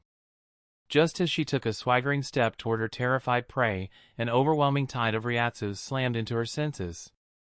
Pivoting slowly, she found the source of this spiritual energy, Grimmjow, now enveloped in an awe-inspiring aura of sky-blue luminescence. Fuck! Grimmjow was undergoing a transformation that, by now, was all too familiar to her, a metamorphosis made possible through suffering and violence, Arenkarification. Chapter 132, Battle of Instincts. Mila Rose's lips curled into a devilish smirk. Grimmjow's transformation was more a boon than a threat. The Ajuchas were child's play for her as she could insta-kill them all. However, the evolving Grimmjow had the potential to be her next great hunt, an even worthier present for Kazuya. With Sorachi and Mila Rose distracted, the three Ajuchas retreated, only to pause. A sudden shift in Ryatsu permeated the area. The Ryatsu emanating from Grimmjow became a dual-natured blend of Hollow and Shinigami, the quintessential signature of an Arenkar. Grimmjow let out a ferocious roar. The lingering clouds of sand around him dissipated, revealing his metamorphosed form. His newly formed white armor, his enhanced arrow, gleamed ominously under the moonlight. A shard of his hollow mask covered his forehead, and his extended ears, whip-like tail, and black claws served as unmistakable traces of his previous panther form. Straightening up, Grimmjow grinned as he examined his black claws and the blades on his forearms. The same blades protruded from his calves, gleaming with ferocity, perhaps the most striking features of his resurrection. He flexed his claws and swiped the air, reveling in his newfound power. He felt invincible. That is, until his eyes fell upon the corpses of his fallen comrades. Those idiots! All his empathy vanished as he recalled their deaths. They weren't able to grow through grueling battles, to rise from the ashes as he had. Otherwise, they wouldn't have entrusted him with their dream of becoming a Vasto Lord. I'll still avenge them. Looking at Mila Rose, he said, "Woman, what was your name?" "Francesca Mila Rose," she replied, licking her lips. "You're finally a worthy hunt." Grimmjow's fangs flashed as he grinned. "Long and idiotic, just like your face. I'll call you Dead Rose 'cause you're not surviving me." Mila Rose pointed at him with her zanpakuto, her eyes narrowing with a smirk. "Try me, kidjo." With a maniacal laugh, Grimmjow exploded forward, leaving a rippling vacuum of distorted air in his wake. Mila Rose could barely react to astonishing speed, her eyes narrowing as she brought up her zanpakuto to parry. When their blades clashed, the resultant burst of Ryatsu was so intense it screeched through the air. The sparks created illuminating the dark like firecrackers on a moonless night. Grimmjow crouched low and swiped his claws at her legs, prompting Mila Rose to leap back. She saw Grimmjow's companions watching the battle with full focus and Yoruichi creeping around their back to assassinate them. Her attention fractured for a split second, a crucial mistake against a predator such as Grimmjow. With an explosive burst of speed, his leg rocketed upwards, his foot aiming square at her face. She raised her arm just in time to block, but the sheer force catapulted her towards the moon. Grimmjow didn't let up. He leapt after her, spinning in the air to deliver a devastating roundhouse kick to her back. The impact was catastrophic. Mila Rose shot through a rocky cave, which collapsed over her in a cascade of rubble. Grimmjow crossed his arms, anticipation in his veins. "Don't pretend to be dead. Come out." Rubble exploded outward as Mila Rose burst free, her form cloaked in golden Ryatsu as if she was a goddess of war. A trickle of blood flowed between knitted brows, the price of idling for months. Her battle instincts had dulled in the relaxed and peacefulness of her new home. Apache was right. She should have accepted Apache's requests for spars against the Visored. Apache used to ask her nicely, but she always rejected as she had no motivation to leave the house. "Fuck. I'll regret it later." She let out a feral roar and swung her broadsword in a massive arc, a killing blow with all of her strength put into it. "Get wrecked!" Grimmjow met her challenge, crossing his arm to block the edge of her sword. The collision set off a shockwave of Ryatsu that echoed like a thunderclap, sending him skidding through the air nearly 100 meters. His forearm blades had chipped, and a numbing sensation crawled up his arms. Feeling his thumping heart, Grimmjow smirked. "You fucking gorilla." Mila Rose clenched her jaw. "I'm a lioness." He laughed and charged, his claws reaching out for her throat. She parried, her broadsword meeting his claws in a symphony of grinding metal. But he had a different plan in his mind. He crouched, then shot upwards like a missile. Mila Rose looked up, squinting to see his form shrink to a mere dot in front of the moon. Then he plummeted, like a comet, except the comet was homing in on her. She could see his crazy grin as he accelerated toward her.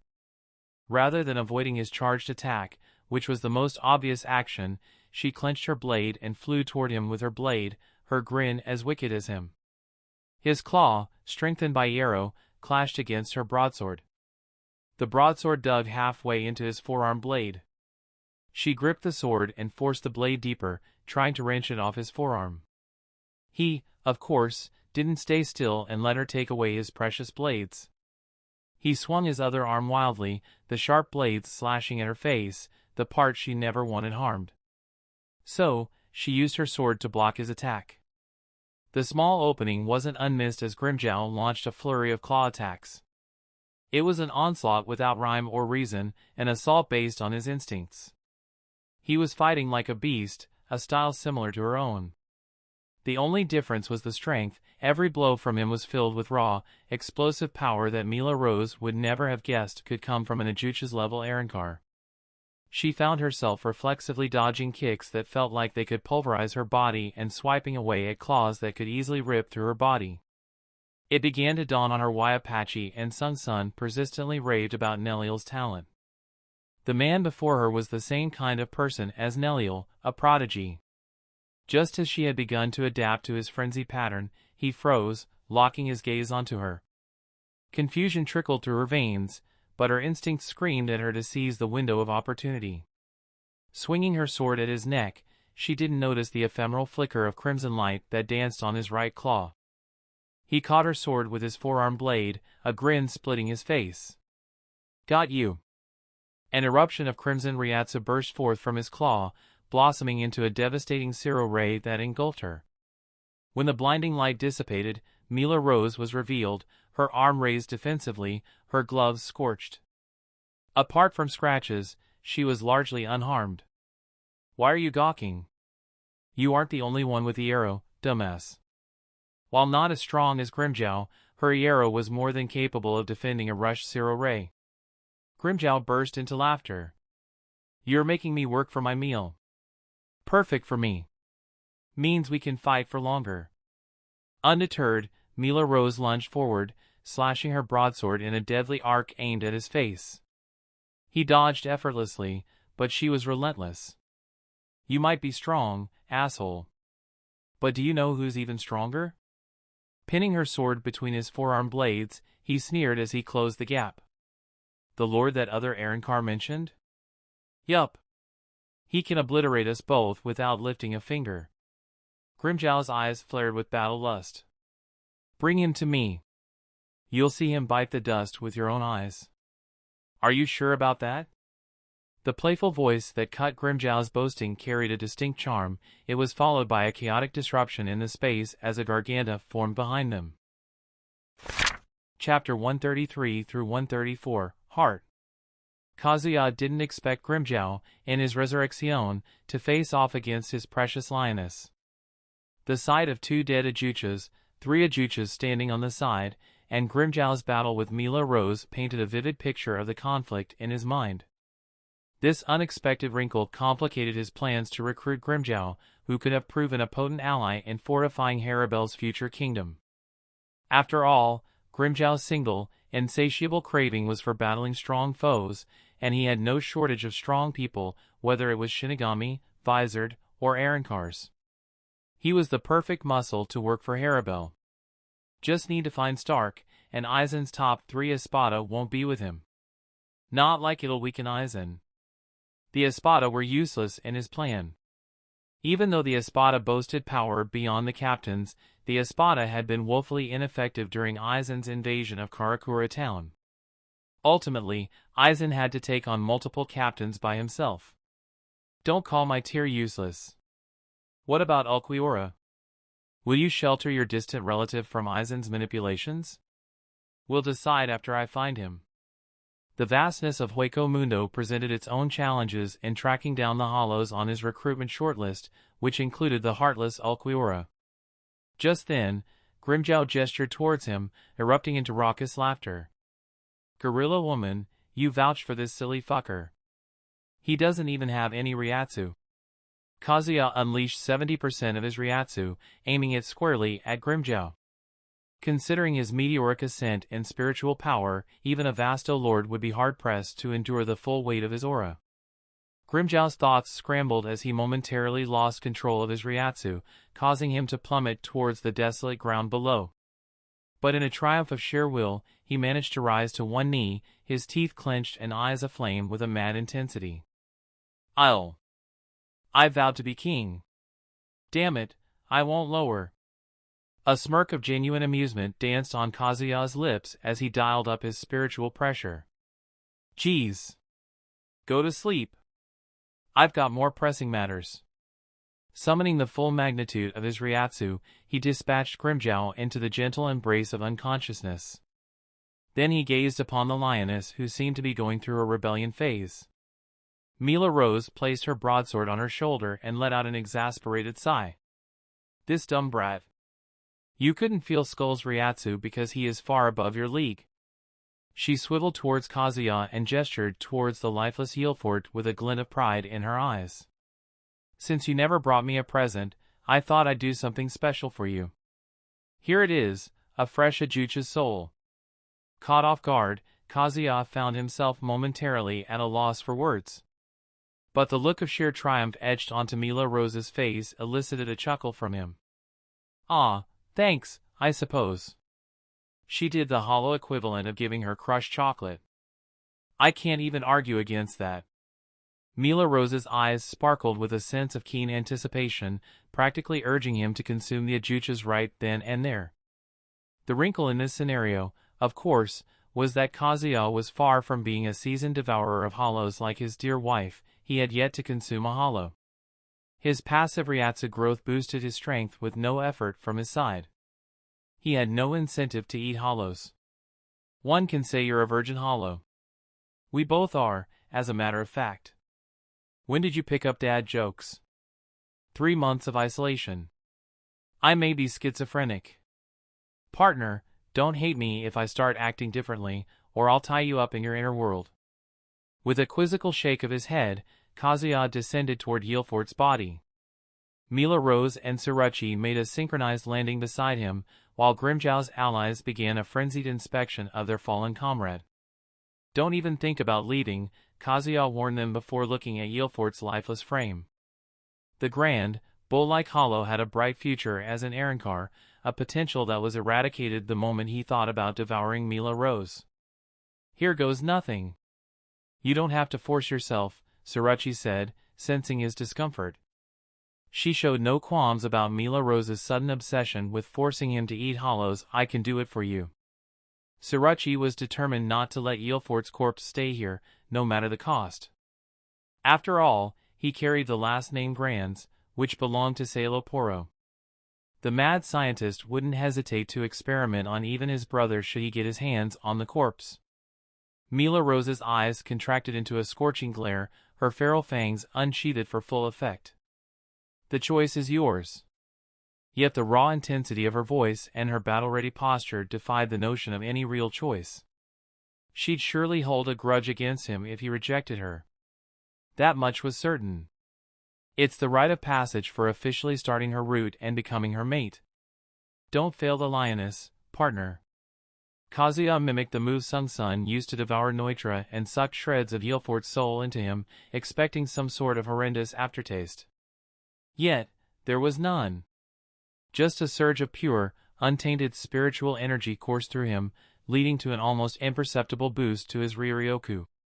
So insignificant as if it never happened. Achievement Hollow Eater unlocked. Mila Rose felt jittery and relieved at the sight. To distract herself from her growing giddiness, she punched his chest, feigning an intense look. Skull, why the fuck are you here? You ruined my battle. It was going so well too. I was about to beat. Before she could finish her rant, he stepped into her personal space and wrapped his arms around her. Her bony armor felt rigid against him. Still, he persevered, maintaining his embrace even as she instinctively tensed up and wrestled to break free. What is this? Let me finish before you do this. The more she struggled, the tighter his grip became. Against his stubborn embrace, she ceased her resistance. Take a deep breath, Rose, he whispered softly in her ears, using his voice to ease her tension. I'll be here to listen to everything in your heart. But first, we have to go home. He had chosen to come alone since a large party would attract too much unwanted attention. That also meant he had to return before he made them too worried. You are still the same, Mila Rose whispered and dug her fangs into his right shoulder. This is what you get for not stopping Apache from bullying me. First Nami and now Mila Rose, women were becoming fond of digging their fangs into him. Then again, Nami and Mila Rose both had an animalistic side, stemming from their origin races, Black Phoenix and Lioness. He glanced at Tsuruchi, who looked away as if she couldn't be held responsible for anything. Tsuruchi was in a position to easily prevent Mila Rose's descent into the realm of shut-in. Then again, Tsuruchi faced her own demons day in and out. It'd be unfair to blame the goth Arrancar. Rose, Apache is sorry for going too far. Don't you want to see Apache bite her ego and say sorry for once? Her eyes widened in disbelief. Really? She said that? Yup. Come with me and see it for yourself. Liar. Apache never said that. Apache knows her mistake. I'll spank her if she doesn't apologize. Seizing her chance, Mila Rose disengaged from him, her grin a feral twist of delight. All right, then. Let's. You are not going anywhere, dead Rose. Grimmjow stomped towards Mila Rose. Surprisingly, he showed no interest in going against Kazuya, as if conceding that a clash against Kazuya would lead to certain death. Coward, fight me. Brandishing her broadsword, Mila Rose's biceps tensed, primed for action. Skull, hold this spot. I've got a feral kitty to murder. Kazuya disarmed her, passing the sword to Yoruichi. Grimmjow, as you are now, you can't kill Rose. She can't kill you either. We'll be stuck here for hours if you two start a fight. They were more or less equal in Ryatsu at the moment. The only deciding factor would be their combat skills. Mila Rose had a higher chance of killing Grimmjow. Ours? Grimmjow's lips curled, showcasing his feral set of teeth. I'm fine with that, Skull. Mila Rose's brow twitched. Stop calling him Skull. Only I call him that. For you, he is. Hey, Skull. What should he call you? With his arms crossed, an air of unstated authority emanating from him, Kazuya turned his penetrating gaze towards Grimmjow and his Ajucha's friends. They couldn't help but grow tense under his scrutiny, instinctively recognizing the ease with which he could kill them. Grimmjow, take your friends and work under me. Don't comply, and I'll kill all four of you. Although Kazuya's voice was devoid of intimidation, for Grimmjow those words may as well be the words of a soul reaper. He did not doubt that Kazuya wouldn't hesitate in slaughtering him and his three companions. Even so, Grimmjow hated the idea of being ordered around, and he hated being someone's goon. So, he only had one answer for Kazuya. No. Grimmjow's reaction came as a surprise to no one. Destined to be a king, as far as I know, his friends have inflated his ego. Kazuya tilted his head. Let me reiterate my condition. You'll get to fight strong people. Unconcealed battle lust sparked in Grimmjow's eyes. Hueco Mundo doesn't lack strong hollows. We have Barragan sitting at the top and many Vasto Lord in Las Noches. Barragan who? Yoruichi burst into laughter. That old bag of bones crumbled under leader's power. He is the strongest hollow you can find today. Kazuya smiled at Yoruichi's eagerness to assist him. Grimmjow, it's up to you to decide the fate of yourself and your friends. A conflicted expression flashed across Grimmjow's features. Almost involuntarily, his eyes sought out his friends. Xiaolong shook his head wearily. D-Roy averted his gaze. Nakim solemnly closed his eyes. Their silence conveyed the message louder than words. They had collectively consigned their fates to his judgment. Grimmjow rubbed the back of his head. Fuck. I'll work for you. What do I have to do? Kazuya's smile turned mischievous. Nothing. Grimmjow's face twisted, already looking as if he regretted accepting the offer. Francesca. Apache rushed down the stairs the moment Mila Rose set foot inside the mansion. Seeing Mila Rose in person filled her with relief. Why did you take so long? Kazuya shrugged in response. Persuading the shady shopkeeper to keep Grimmjow's group took some decent time. Ran into some problems on the way. It's all fine now. Mila Rose gave a cheeky grin. Got anything to say, Chief Apache? Fuck you, Apache hissed. And sorry. I was a little mean. Happy? Elation radiated from Mila Rose as she planted her hands defiantly on her hips, savoring her victorious moment like a queen relishing her conquest. She then shifted her posture, placing a hand on Apache's shoulder. I'm also sorry for becoming a pathetic piece of trash. Apache's eyes flickered with surprise. You know you were being a pain in the ass. Why make me apologize then? 'Cause it was fun. Mila Rose slapped Apache's belly heartily and dashed the stairs. She paused and looked over her shoulder. I'm gonna dive in the pool. Anyone joining me? Apache flipped her middle finger. Drown yourself, you dumbass. Unperturbed, Mila Rose's laughter reverberated through the halls as she bolted towards her room, a whirlwind of infectious energy. Kazuya couldn't be happier to see her back to her golden retriever self. Mila Rose's trip to Hueco Mundo worked out better than he could have anticipated. Sun glided into the scene, her laughter muffled by an oversized sleeve delicately pressed to her lips. What a lovely family we have, or should I call it Hollow Prince's personal harem. Let's stick to family, Yoruichi said, breezing past Sun before doubling back toward Kazuya. Fuck, leader. I forgot to inform you about Neliel. Grimmjow said he tried to fight her, but she escaped from him. The notion of Neliel dodging a combat encounter caused Kazuya to shake his head incredulously. I can't blame her for running. Grimmjow's group is a scary bunch to fight alone, even for a Vasto Lord. A bunch of hyenas led by a rogue panther, Yoruichi murmured with a hint of condescension in her tone. Can you check up on Neliel just in case?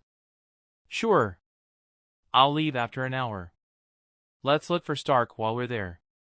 Yeah. Chapter 135, The Death. Neliel hadn't forgotten her oath to Kazuya.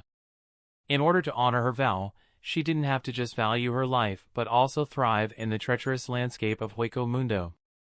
By virtue of her strength, she had overcome all hostile forces except for one harrowing encounter with a group of battle-hungry ajuchas that forced her to flee. Today, fortune seemed to favor her with a bizarre discovery, a sprawling cave that burrowed deep into the Hueco Mundo. Amidst the plethora of crumbling ruins that littered this realm, none ventured so deep below the ground as the one before her. Perhaps I'll stumble upon another treasure here. She had come across her lance in one of the ruins. The promise of another treasure led her deep within the abyss. Towering, skeletal trees pierced the inky darkness around her. But any wonder at the surreal underground forest was quickly swallowed by the clamor of battle that reverberated through the still air. Her steps hesitated momentarily until she sensed an anomaly, a reiatsu both piercing and sinister, an energy signature that neither belonged to Hollow or Shinigami. Drawn as if by a magnetic pull, she pressed on, each step accompanied by the torturous cries of Hollows, their voices thick with an unsettling terror and despair. These lamentations roused something primal within her, propelling her forward with redoubled urgency. She arrived at a tunnel more ominous than any she'd seen, a maw bathed in an impenetrable darkness. Suddenly, the cries faded, replaced with a silence so absolute it seemed as if the very air had been sucked away. They all died. Neliel galloped into the dark expanse. A nauseating waft of blood enveloped the cave, coming from the Jillian's corpses haphazardly strewn about the place. Death was everywhere, and it weighed her down with sorrow. Ignoring the screaming instincts that warned her of imminent danger, Neliel brandished her lance, charging through the bloodied tunnel like a gallant knight. The entity who killed these hollows for no reason, she was going to put a stop to his slaughter using Kazuya's creed, ending violence through greater violence. I'm sorry, Kazuya, Haribel. She whispered an apology to the supposed rulers of Hueco Mundo, knowing that she might perish in the encounter. Someone who could single-handedly take down these Jillians alone had to be an ajuchas of the highest level or, worse, a Vasto Lord. As Neliel ventured deeper, the cave's claustrophobic tunneling gave way to a colossal cavern. Two figures, frozen in the middle of what seemed to be an intense standoff, immediately caught her eye.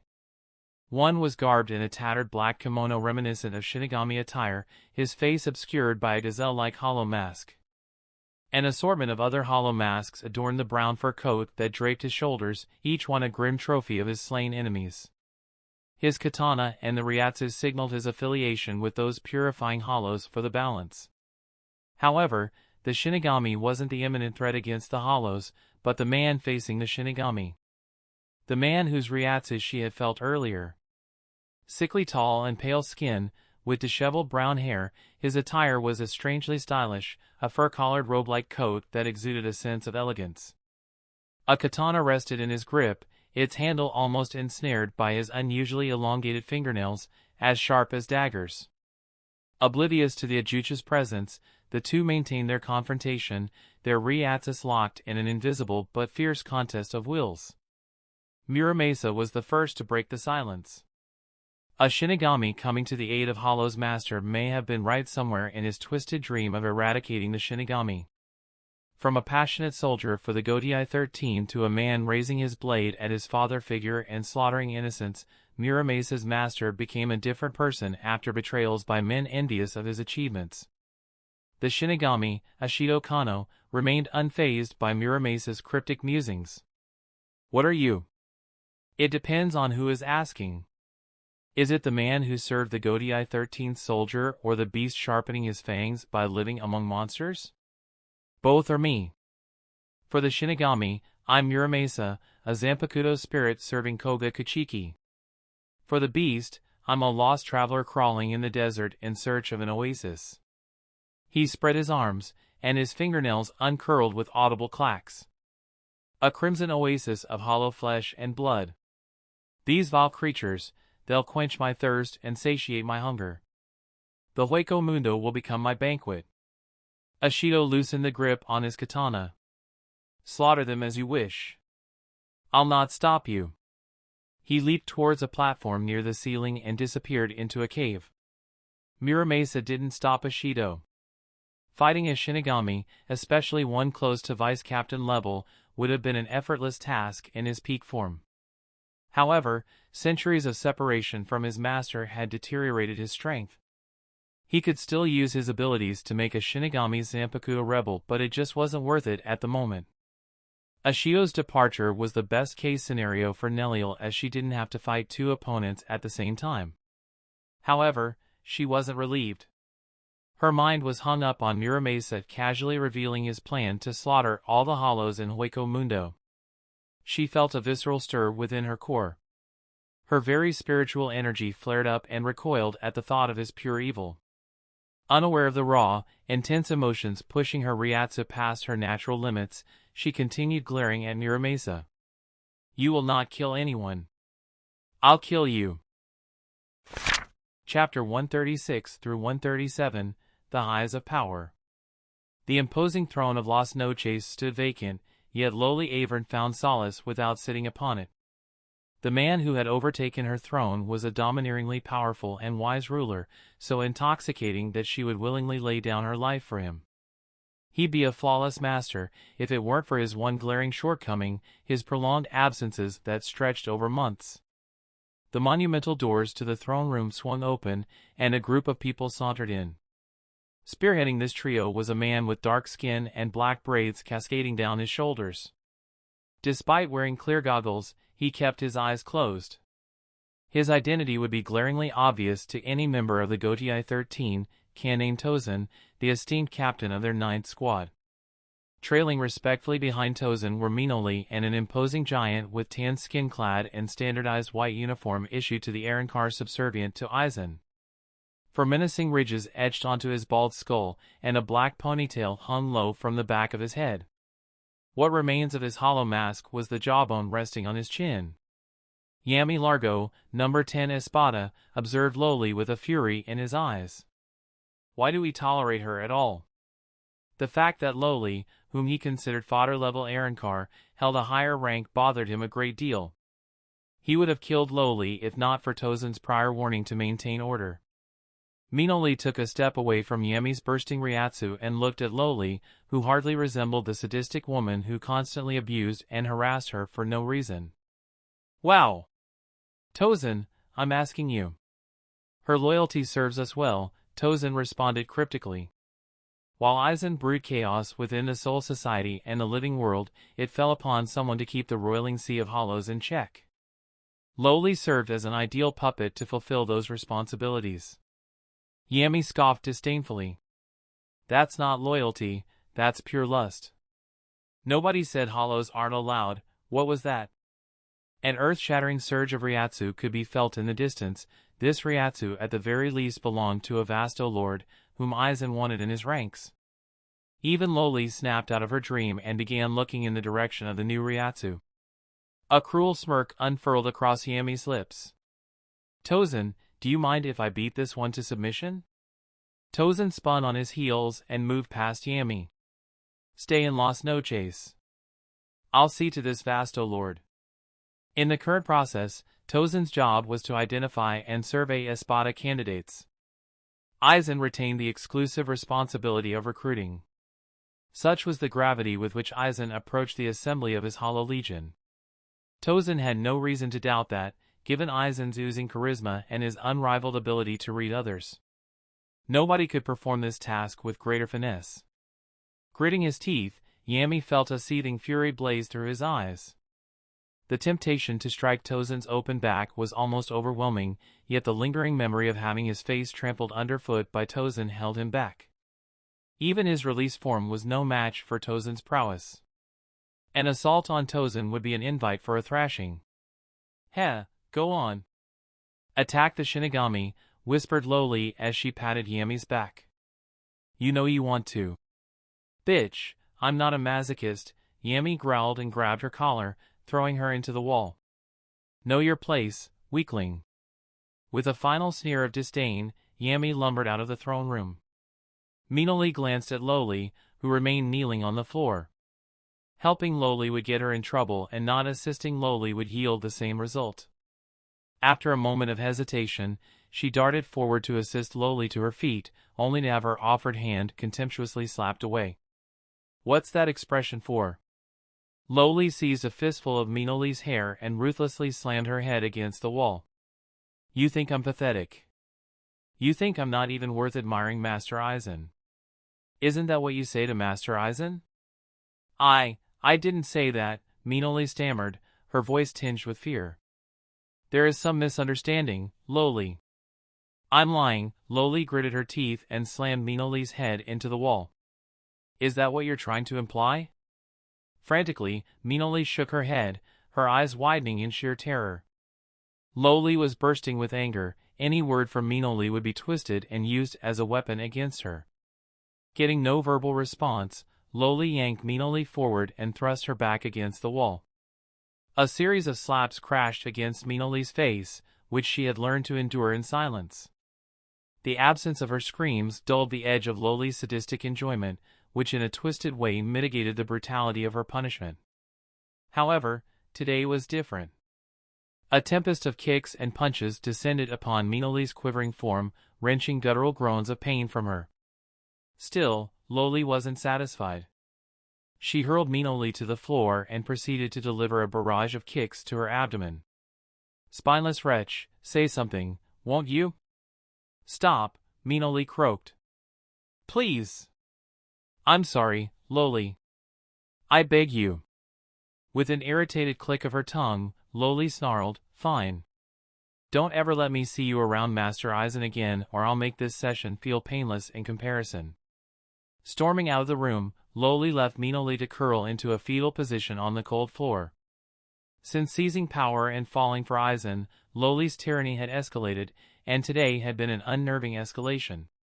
Minoli understood that Loli's brutality today wasn't just for pure fun, it was an outlet for her pent-up frustrations, a method to assert some domination and control after her humiliation at Yami's hands.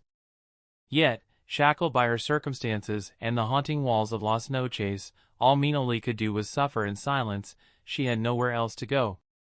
Meanwhile, deep in the forest of Minos, Muramasa pivoted slowly, his eyes sharpening as they met Neliel's.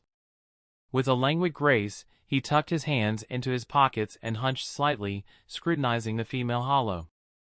Neliel emanated a Ryatsu that dwarfed the self-proclaimed guardian of the Minos forest, and it was slowly growing as if building up to a destructive crescendo.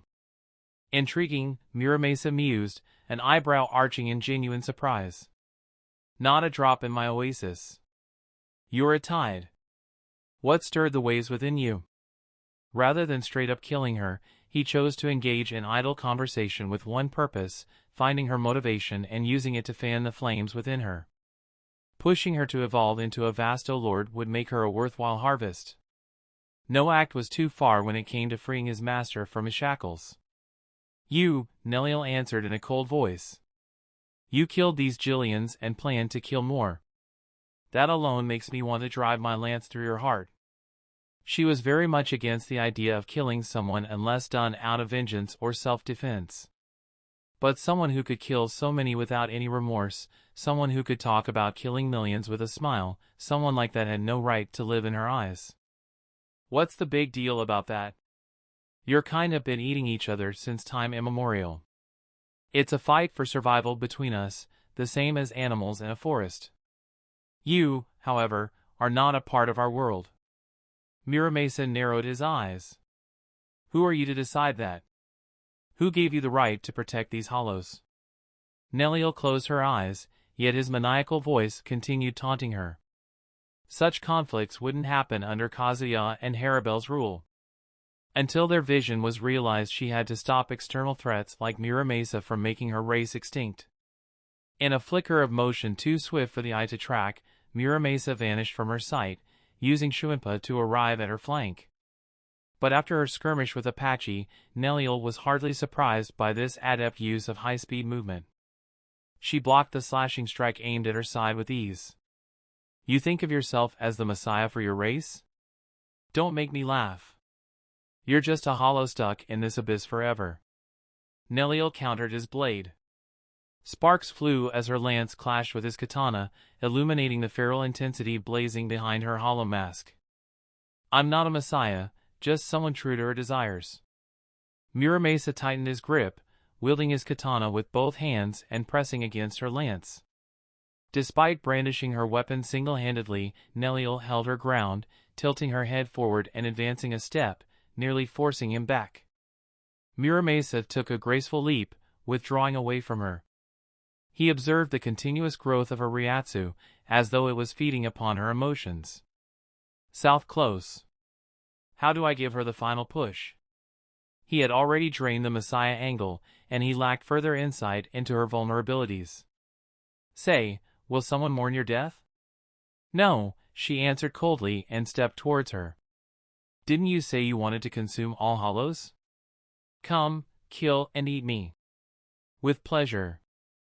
The two combatants lunged at each other in a maelstrom of clashing Ryatsu. Neliel thrust her lance at his heart, but Muramasa deftly evaded the blow, using a perfectly executed Shuinpa to materialize above her.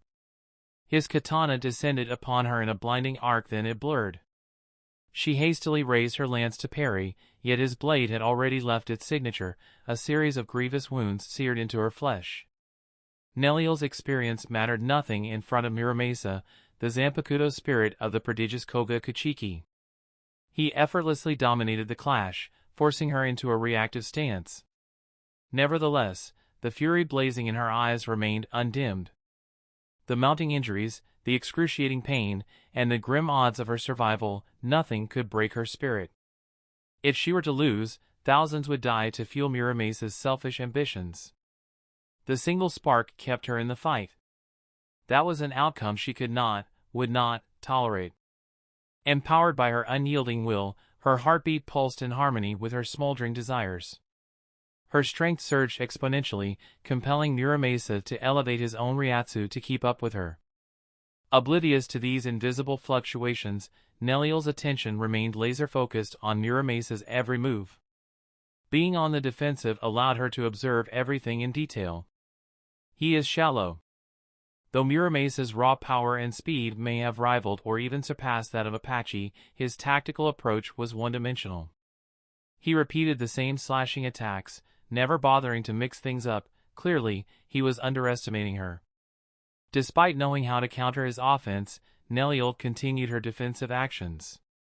She could feel a growing unity with her lance.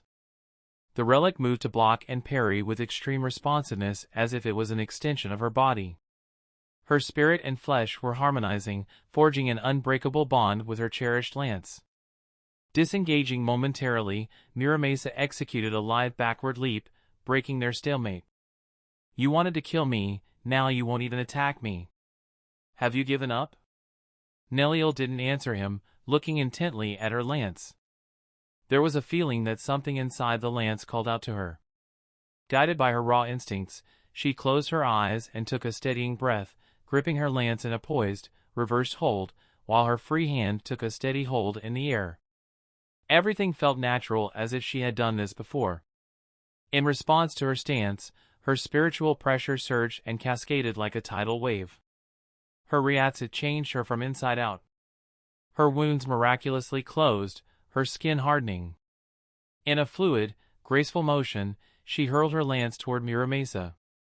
The weapon drilled through the air, conjuring a vortex in its wake. It punctured Muramasa's shoulder with unerring accuracy, obliterating his entire right arm in a splatter of ectoplasmic gore. The lance's momentum didn't end there as it ripped a gaping hole through the cavern's wall. Impressive. You finished your evolution. I want to applaud you, but Muramasa paused and briefly glanced at the stump where his right arm had been moments ago.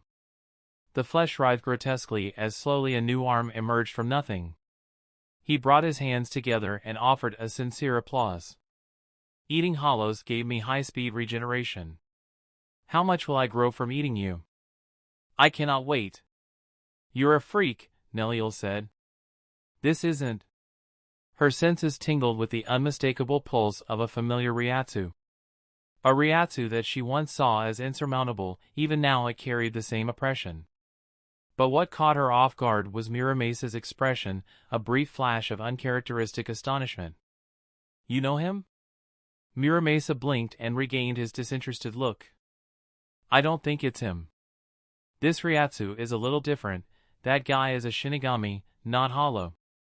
Neliel shook her head at his mutterings and glanced at the new hole in the cave.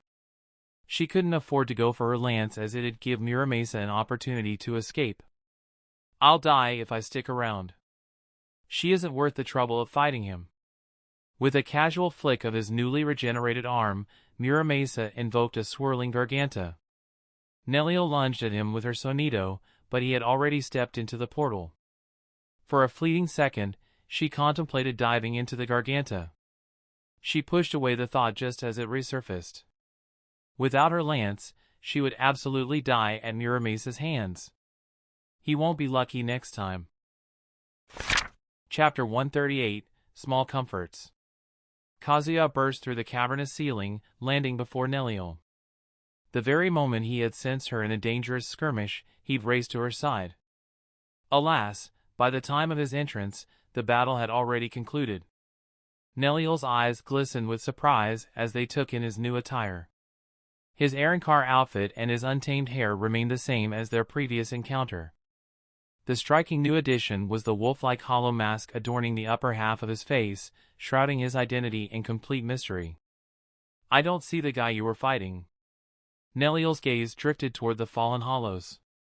The euphoria of becoming a Vasto Lord was overshadowed by melancholy.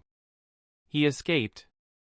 Sensing the heaviness in the air, he stumbled over the right words to comfort her. I'm glad you aren't hurt. A gentle nod was her acknowledgement to his heartfelt concern. He had rushed to help her, so she couldn't blame him for Muramasa's escape. The deranged man responsible for this, he called himself Muramasa. His eyebrows shot up in surprise. The fact that Neliel survived an encounter with Muramasa pointed towards two possibilities. Muramasa had yet to acquire the strength shown in the anime, or he was fooling around with Neliel. Perhaps a mix of both. While Muramasa wasn't on the level of Aizen, he harbored a cunning mind.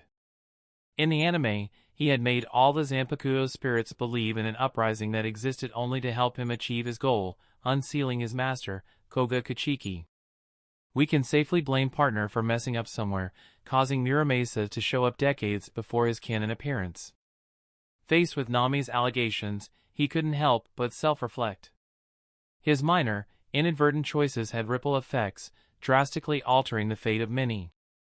And perhaps, just perhaps, one of those ripples had spurred Muramasa into action. What will we do about him? I want him. Partner, I know Muramasa is slim, handsome, and stylish. He is also the epitome of a tragic, abused male. Please, I beg you to stay within the hetero boundaries set by your ancestors. If you don't listen to me, I will. I will kill Muramasa. What the actual fuck, Nami? I thought you were smarter than that. Also, weren't Yandere supposed to confine their love interests away from the world? To hell with that trope. I'm not imprisoning anyone. Death is better than complete isolation. She wasn't even going to joke about locking someone in a dark place. Tsubasa had forced her to realize the loneliness that came with imprisonment within a tiny place. Neliel turned to him. I believe he knew you, he implied it through a strange monologue. His expression grew contemplative. While the possibility of Muramasa observing him in the Soul Society existed, he'd be aware of any prying eyes with his keen senses. Forget it. I'll deal with him. He'll return here. A fire ignited in Neliel's eyes, matching the fervor in her voice. Can you take me to him? I can't let him threaten innocent lives. I'll kill him. Despite emitting a Vasto Lorde-level Ryatsu, she trembled at the mention of killing someone. Her aspect of death lamentation inherently opposed her the very act of taking a life. And yet, in an unlikely turn of events, she was prepared to go against these innate instincts to protect hollows, monsters who might potentially be more evil than Muramas. We'll talk about it later. For now you're coming with me. Neliel acknowledged with a soft hum, but then her eyes grew wide, a dawn of realization breaking through. Are you saying I'm ready for Aaron carification? His affirmation was accompanied by an amused grin, his mind delightfully projecting a scene where Grimmjow mocked Neliel for running away in their previous encounter, only to find himself thoroughly outmatched. Once Neliel evolved into an Aaronkar, she'd be close to Harabel's prowess. Nonetheless, he had no intention of using her as a war asset. Her demeanor was unsuited for combat, but she would integrate seamlessly into Harabel's new kingdom. Oh man! I can't wait to see Apache's reaction. Ha ha ha. Give my poor dear some break. Neliel reached out and placed a hand on his shoulder. I'll go retrieve my lance. They ventured together out of the cave's gaping hole. An eerie hush draped over the forest. Instead of rushing, Neliel seemed to savor each step, cherishing the rare opportunity of being in his company. After all, he'd be surrounded by his family when they returned to Karakura town and become very hard to approach. This was her opportunity to know more about him. Damn, how far did you fling that lance of yours?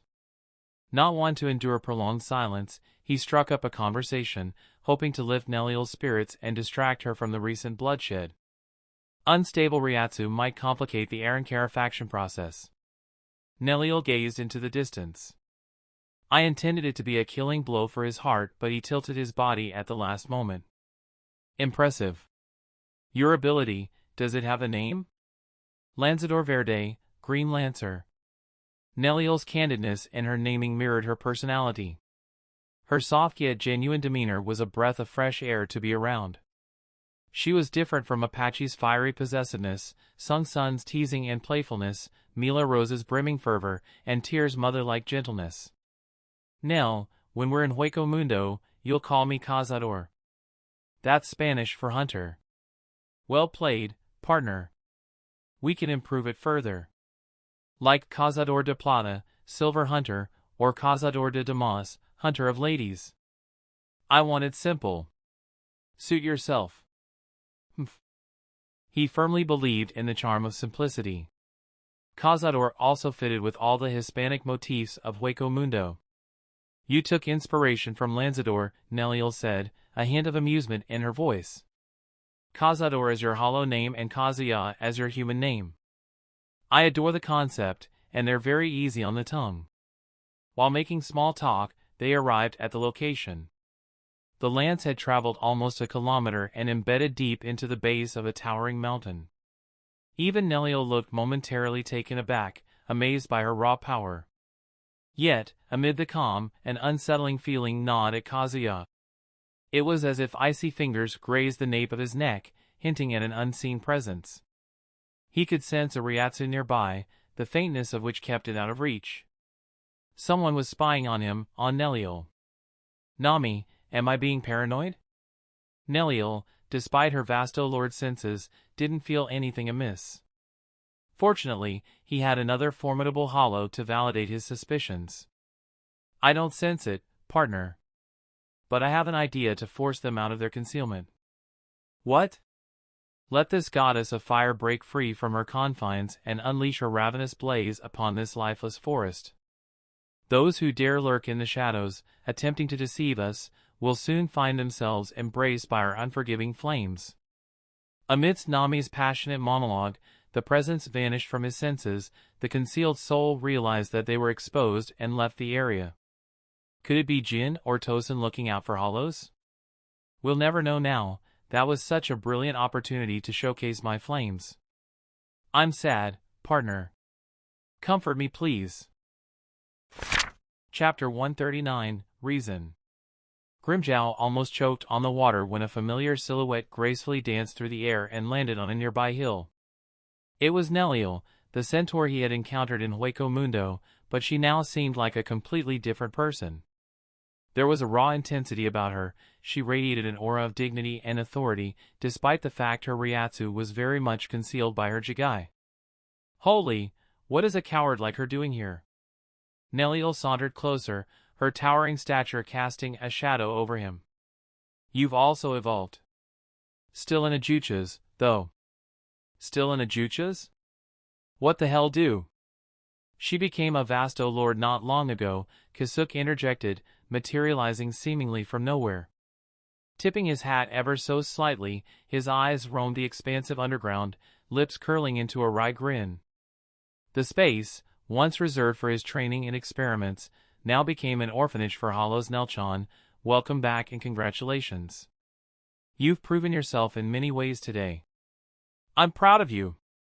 Yet, beneath the facade of enthusiasm, Kazuya was gripped by doubts about the growing power under Kazuya's command. After all, 2 Vasto Lord, a squad of 8 jutsus, and the mysterious strength of Kazuya himself, could pose a great challenge to the Gotei 13. He had faith in Kazuya, but the cautious side of him whispered for a contingency should this power ever cloud Kazuya's judgment. Neliel nodded politely. Thank you, Kazuya Unohana. Grimmjow cracked his knuckles. Kazuya Unohana, get the hell out of here. I'm in the mood to kick some Vasto Lord's ass. Neliel's lance moved threateningly close to Grimmjow's throat. You sought to consume me, a weak and beastly justification to kill someone. I'll not pursue our encounter in Hueco Mundo since we serve the same person. Asking to get along with someone like Grimmjow would be foolish. So, avoiding a conflict with him was the second best course of action. Grimmjow snorted. Like I care about that stuff. I don't need a reason to kill someone. Neliel pinned him down with a cold gaze. Do whatever you want. Just don't get in my way. I'll not hesitate to put down a rampaging beast. You woman. A tense silence hung between them. But before Grimmjow could make a move, the familiar swish of Kazuya's paper fan playfully connected with the back of his head. Get Kazuya-san's permission before fighting Nelchan. Need I remind you about the punishments he listed? Grimmjow growled. That guy, fuck, she's not worth the hassle. Watching Grimmjow's retreating figure, Neliel let out a quiet exhale. Kazuya said he'll be back soon. I'll rest in the meantime. The fight with Muramasa was mentally draining. She could use a good nap before Kazuya started her errand clarification process. Rest as much as you need. Neliel's eyes fluttered open, as though rousing from a dream. Before her, Kazuya lounged casually on a chair, his lips curved into a sly grin, eyes twinkling with mischief as they met hers. The vast underground chamber was silent, he was her only company. Welcome back. You're strange, she stated her genuine feelings. Even though she respected him, having someone watch her sleep was unsettling. I meant that as an insult. He chuckled. 20 hours, Neliel. It's fascinating how even a Vasto Lord can be so vulnerable. Of course, it was a lie to tease her. Neliel barely slept for 3 hours. I trust you, she replied matter-of-factly. You had numerous opportunities to harm me. Yet, here I am, as alive as a hollow can be. She had closed the power gap with him considerably, but the deep-rooted impressions wouldn't alter easily. The memory of their initial encounter, his overwhelming Ryatsu that day, remained engraved on her heart. What if I'm a weirdo who takes pleasure in killing my closest allies? Neliel crossed her arms.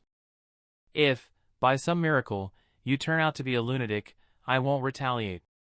Given you once saved my life, it's only fitting I permit you to end it. The noticeable shift in Neliel's demeanor didn't slip by Kazuya. Perhaps it was her solo journey in Hueco Mundo or the result of her choice to go against her aspect of death. She was acting particularly cynical. He shook his head. Let's get you amped up with Hogyoku. Hog, Yoku? Neliel whispered with narrowed eyes. It sounds like a person's name. He only smirked in reply. With a wave of his hand, he channeled his Ryatsu into the orb clutched within hands, unsealing the Hogyoku. Its radiant glow covered Neliel, and as its luminescence fractured and dispersed, from the settling mist emerged Neliel, holding a green katana, her zanpakuto, in her right hand. He nodded approvingly. Neliel hadn't diverged much from her anime appearance except for her hollow mask's remnants remaining intact. Unlike Haribel and Kazuya, she hadn't acquired any spiritual clothes. The criteria for obtaining the spiritual clothes remained a mystery even after multiple errand clarifications. As Neliel caught his lingering gaze, her eyes flew wide open. Hastily, she used her weapon to shield her breasts and crotch, though it proved to be an imperfect solution. Her hollow form used to conveniently hide her behind armor and fur, but now, she was completely exposed. She made it sexier. Partner, did you notice anything strange about her? What exactly? Her hollow hole. She doesn't have any. She's like me, I think. We achieved our wish and restored a part of ourselves. Neliel's aspect of death had always revolved around the pain of loss. In her own unique way, she had always strived to preserve life, taking numerous hollows under her wing even in a place as ruthless as Hueco Mundo. Her soul, in many ways, was more human than many humans themselves. It was only natural she be cleansed of her past regrets. Do you have anything to wear? Take this. Neliel caught the bag with nimble fingers, using it as an instant shield. She felt the weight of it, realizing it contained clothing. As he turned his back respectfully, she hurriedly adorned herself with the attire he provided. The only reason he made her wait was to get some decent clothes for her. He turned around and waited for the rustling sounds to settle before checking up on her. Neliel dusted her sleeve and gave him a smile. Dying, being reborn as beasts, and then returning to a form resembling humans with emotions and reason. We clawed our way back to humanity. That means we earned our place in this world. She nodded at his confident statement. I guess I owe most of my efforts to you. Stay by Tyr's side and help her with her dream. That's all I want from you. Her face took on a determined look. It's not just Haribel's dream. I want to help other hollows realize their former humanity and become like us. I want them to be fortunate like us. It was an absurd dream, but his unfathomable existence gave her a sliver of hope. Oh, by the way, feel free to stay at my place. I know you and Grimmjow don't get along. She shook her head. I was planning to visit my little ones. You don't need to accompany me. I'll hide my mask and blend into the crowd. An excited grin crept on her lips as she thought about walking between the living. She acted on her feelings and threw her arms around him. Squeezing him in her embrace, she laughed joyfully, as though sharing her happiness with him. It really feels nice to hug someone. Thank you, Cazador, for your compassion. Her mood swing caught him severely off guard. Letting out a deep sigh, he rubbed her back. Get moving already. I have a lot of work to do. Liar. You're enjoying the moment. It's written all over your face. How is that my fault? Besides, I have to meet Izumi. There's also the little ghost girl. Apache too. Don't forget our zanpakuto practice and fixing Surachi. That's also important. Zanpakuto training is the first thing on my schedule tomorrow. Chapter 140, Devotion. As Kazuya stepped out of the Unohana shop, his gaze was immediately drawn to Apache, comfortably perched atop an old-fashioned motorcycle. This elegant bike, with its bold black and red paint, lacked the sleekness of modern motorcycles but made up for it with its undeniable vintage charm. The design had one major drawback. The primary seat, plush and inviting, cradled Apache in comfort. But the secondary seating, rather than being a cushioned extension, was a bracket made of steel joints. It looked less like a place for a passenger and more like an instrument of mild torture. When did you start driving? Picked it up to drive Sung-sun to different libraries in Tokyo. Now I love my baby Honda D-Type. Apache caressed the fuel tank with a beaming grin. Come on, pretty boy. Let's go grab a drink. This one-chan is thirsty. The invitation was playful and cliché, reminiscent of a scene from some romance drama. She must have been waiting for months to recreate it with him. The thought made him smile. Move over. Make room for your pretty boy. What? Sit there. Seeing her point to the torture device, he gave a determined frown. Sit on my lap or I'm not going with you. You, she groaned and rose from her seat before plopping down on his lap. You're such a kid sometimes. He ignored her whining and placed his hands on her waist. Dear wife, take me someplace where it's just the two of us. The promise to make her a Vasto Lord wouldn't be fulfilled if he didn't spend time with her. She kick-started the bike and drove out of the street. Not now. I'm going home. Aw, I thought you were in the mood. I forgot you like having threesomes now. Time constraints may have forced her into a threesome, but she took great pleasure in getting teased by him and Sung-sun. That night would remain an unforgettable experience for all three involved. Freak in the sheets. Apache is just like me for real. Apache nudged his waist with her elbow, clearly embarrassed about her threesome experience. What were you doing at the shady shop? Having a chat with my old pal Kazuya. He gets lonely sometimes, you know.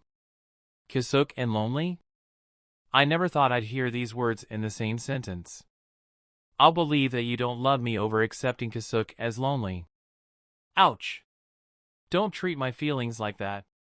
It was just an analogy. She huffed. Also, thanks for helping me with Francesca. I shouldn't have riled her over nothing. You got it all wrong. I wasn't helping you, I was helping my future wife. Listening to his shameless confession, she almost swerved into a car on the road. Almost lost control there. Let me guess. You imagined a threesome with Rose and lost focus. I did not. Her loud denial was every bit of proof of her lewd fantasies. This horny deer is always ready to get pounded. You can also join. No. I'm shy. I want my first time solo. Got it. The subtle warmth of his breath caressed Apache's ear as he rested his chin tenderly against the delicate curve of her shoulder. I was wondering if you have any wishes or anything you're unsatisfied with. Had he used a different tone, Apache might have thrown a snarky retort. But the gravity in his voice made her pause, searching for the right words. Why? Let's say I'm interested in making my dear wife happy. Discovering her deepest desires was the key to uncover her aspect of death and succeeding in her Vasto Lord ascension. As things stood, she could devour another Vasto Lord and still fail to evolve. They had to fill the emptiness in her hollow heart first and foremost. Could her aspect of death be envy or devotion? She was envious of the attention Mila Rose received from you, and she chose a similar body type in her evolution. We can also think of her willingness to change her perception as her dedication to you. Apache's hand suddenly pressed on the brake. The motorcycle halted, just a whisper away from the serene river of Karakura town. For a fleeting moment, the world around them stood still. The comforting hum of the town and the distant laughter of children playing merged with the gentle rustling of leaves. After a long moment of inner reflection in the peaceful neighborhood, she gave a shake of her head. I have everything I want with me. He gently lifted her shirt and brushed over the opening within her stomach, her hollow hole, the representation of her emptiness. Why does this still exist? I don't know, she answered in a trembling voice. Stop touching me. He wrapped his arms around her. Apache, close your eyes for me and take a deep breath. I'll show you the path to become Vasto Lord. She let his hypnotic voice guide her. The mesmerizing rhythm of the flowing river caressed her senses, enveloping her in calmness. Now, concentrate on my voice. She hummed and bobbed her head in daze. I am. He had never used his voice with the intention of charming his lovers.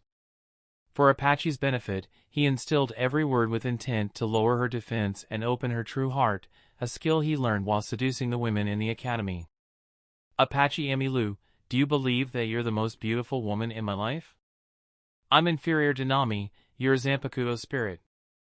To satisfy my soulmate for all eternity, I'll be the sexiest and most gorgeous piece of meat in the market.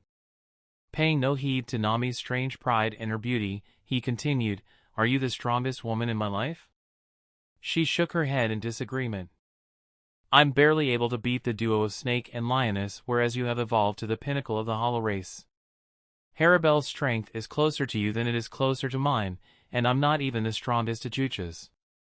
Neliel took that title away from me. The battle with Neliel still lingered in her mind, and for good reasons. She got overconfident in her strength and underestimated the non-Arrancar Neliel. The price, she lost. What's your dream? What's the goal you want to achieve at any cost? I want to get strong. So strong that no one can deny me from living in the soul society with you. I want to shield you from every harm in the world. I want to. She paused as the sound of her gulp echoed through the air. Lowering her head, she clenched her fists. I want to be the fucking strongest in the world and crush anyone who wants to hurt you. He couldn't help but agree with Nami. Apache may have yearned for strength out of peace, but meeting him deeply changed her priorities. Now, he was her everything. Neliel fulfilled a part of her aspect of death lamentation by putting her life on the line to protect Hollows. How could Apache receive the same amount of fulfillment with her aspect of death being devotion? Suddenly, a droplet of tear rolled down Apache's face, making a soft tink against the hollow fuel tank. The barely audible impact shattered her trance state. Huh? Apache reached up and wiped the tears from her face. She had answered something strange, and the fact they made her cry eluded her. What did you do to me? My silly goose, he whispered. You couldn't help but cry when expressing your love for me. I'm such a lucky guy, aren't I? She feigned annoyance, but the hint of a smile betrayed her. Humph. It's good you know that. Just stay put on my lap. I'll drive us home. Chapter 141, Be Her God? What the fuck, Skull? Why did you do that? The air was thick with tension as Mila Rose directed her piercing gaze towards Kazuya, her face veiled by an uncharacteristic scowl. His offense was trimming his majestic silver hair. The new slicked-back hairstyle added a touch of professionalism to his overall look. The person who saw him in Hueco Mundo as a hollow would have easily identified him by his eye-catching hairstyle. He had to mix things up. A/N, imagine Archer's hairstyle lol. His new hairstyle unexpectedly caused Mila Rose to freak out, leaving him a bit bewildered. Apache rolled her eyes and let out a disdainful huff. Why are you throwing a tantrum? He looks so much better, like I can see his face without his hair getting in the way. Mila Rose was usually assertive and fearless. Right now she looked flustered. Her lips parted as if to retort, but all she managed was a whisper. He looked better before. Sun moved closer, eyes glinting in the face of an opportunity to tease Mila Rose. Oh, I think I understand, she purred. Husband's previous hairstyle resembled a lion's mane, and we all know Rose is a lioness through and through. Yes, I loved his previous hair, Mila Rose confessed. Because it looked infinitely better. It's just hair. Kazuya reached out and stroked Mila Rose's black mane. They'll grow back. The tender caress and the subtle smirk in his eyes had the desired effect. Her cheeks bloomed into a subtle rose hue. Promise you won't cut it again without telling me. He let his fingers linger a moment longer on her scalp before retracting his hand. You own the rights to my hair now. Happy? Laughing softly, she yanked him down next to her on the plush couch. You've given Apache enough of your time. Now it's my turn. Sun quietly moved over and snuggled up next to him, putting her head in his lap. He can spoil us both. It saves him the time he can spend with our Queen Haribel. Works for me. The bully and the bullied resolved their issues when they had to be around him. He couldn't be more ecstatic about their bond. Apache watched Kazuya's sunny smile as he was surrounded by her friends. An indescribable warmth washed over her. I'll fetch the groceries then. Kazuya, do you want something? Kazuya didn't miss the fleeting yet tender expression that briefly crossed Apache's face. This time, she genuinely felt happiness for him, rather than envy. Some sweet dango, he requested, the very mention of the treat causing his eyes to light up with anticipation. And lots of sake. You want to drink alcohol? Yup. Apache's lips curled into a tender smile as she twirled her keys around her finger, pivoting gracefully on her heel. Got you. Drinking tonight, are we? Who is the lucky lady to accompany you? How about everyone? Who, an orgy? I'll watch it from the sidelines then. Coward. The Demon Empress is no coward but a bashful maiden in love, Nami said with a giggle. I have an idea to indulge Apache's aspect of death. Make her dress as a nun. Let her worship you and the land you walk upon. Roleplay as her god. That's too much. I'm not going to degrade her existence just to raise her power. As much as he loved a nun cosplay, he'd never force Apache to do anything against her wishes. He fought for his own freedom and believed that his lovers deserved nothing less than the same. Then you can turn her into your maid. Teach her the ways of a devoted maid. I'll see. He nudged Sun. I don't see Tyr anywhere. Took the kid outside with Lisa, Mila Rose chimed in with a mischievous grin. You got replaced by a little girl. If you want to cry your heart out, feel free to borrow my shoulder. Can I borrow your chest? I don't see any problem with that, she giggled. Just know Haribel-sama won't ever replace you. She loves you too much. Sun guided his hands to squeeze her breasts. You haven't wifed her up yet. You may use my royal pair to heal your broken heart. Don't mind me. Mila Rose's eyes narrowed as she watched Kazuya playfully teasing Sun's breasts. Though she found Kazuya to be the epitome of all the traits she admired, strength, protection, and courage, there was an intangible force that held her back, preventing her from fully surrendering to her passion. All she could hear was the persistent whisper of her instincts, warning her that things would never work out with Kazuya. He abruptly stopped his playful antics and directed his attention towards her. Rose, like I told you before, you don't have to bottle up your troubles and anxieties. We're here to listen. It's nothing, she deflected, evading the weight of her own feelings as she fumbled with the remote. What do you want to watch? Anything you suggest. Mila Rose searched through the channels, hoping to find something captivating, but all she found was a sea of mediocrity. It's all boring. Husband, come to my room. We'll read my spicy older women manga I borrowed from Lisa. Lisa had led her down the rabbit hole, and now Sun wanted to pull him in too. Unfortunately for them, he was already a bigger degenerate than both of them combined. They can't compete with the lords of degeneracy. Mila Rose glared at Sun. Why are you so damn horny all the time? You're the strange one who doesn't get horny around husband. Sun retorted with a cheeky laugh. Husband, let's make some heartwarming memories in my abode. No, he'll stay here. The snake and Lioness began pulling at his arms in a literal tug-of-war. He found himself yanked back and forth, both growling at each other as they fought over him like he was a toy.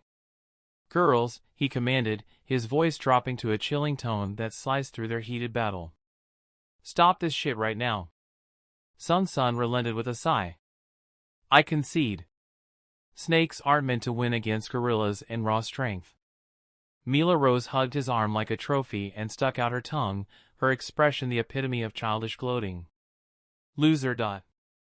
Sung Sun leaned in, her lips lightly brushing his cheek as she whispered her next move. Husband, your objective now is to make her accept you as her mate. Succeed or no threesomes ever. Challenge accepted. Losing the pleasure of a threesome, especially with the erotic Sung Sun, was not even an option.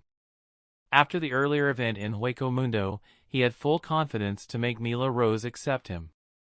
Rise to the occasion, O Prince of Hollows. Chapter 142, Internal Crisis. As Sung Sun left, Kazuya gazed into Mila Rose's eyes. Rose, do you remember our talk on the Ferris wheel? It's been a long time. The hesitation in her response was a telltale sign she was lying. It was so out of character for her, as she was usually so direct and assertive. She didn't have to lie as she had rejected his advances before. He had to figure out the cause of her indecisiveness, or he'd be forever stuck at the close friend status. I'll remind you then. You told me you'll accept me as you mate if I make it back alive. I've done that twice now. I said I'll consider the idea.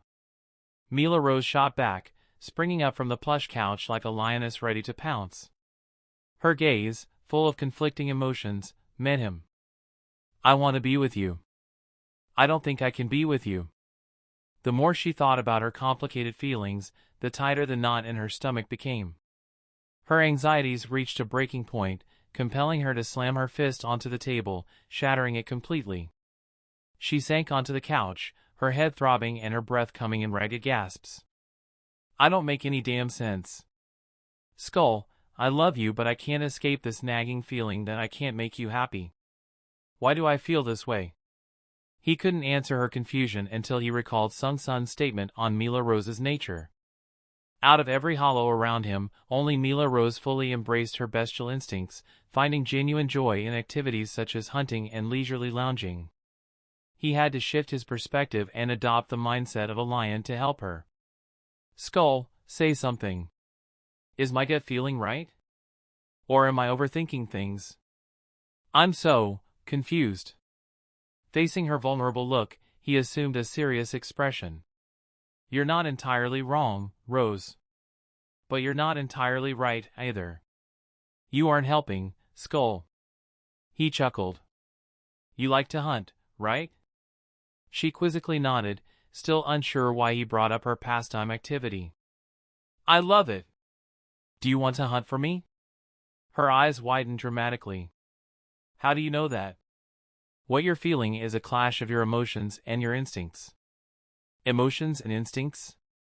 I don't understand. Make me understand in simple language. She is a little thickhead. He cleared his throat.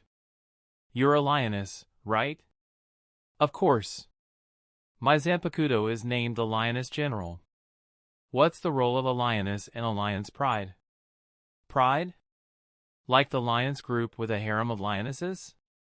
What do they do? Born in Hueco Mundo, she lacked the basic knowledge on animals, the biggest reason for her current confusion. A lioness hunts for her pride. Okay, what does that have to do with us? It has everything to do with us, he said, shaking his head. You see me as a mate, the leader of our pride. Your instinct is to always hunt for me and provide me with sustenance.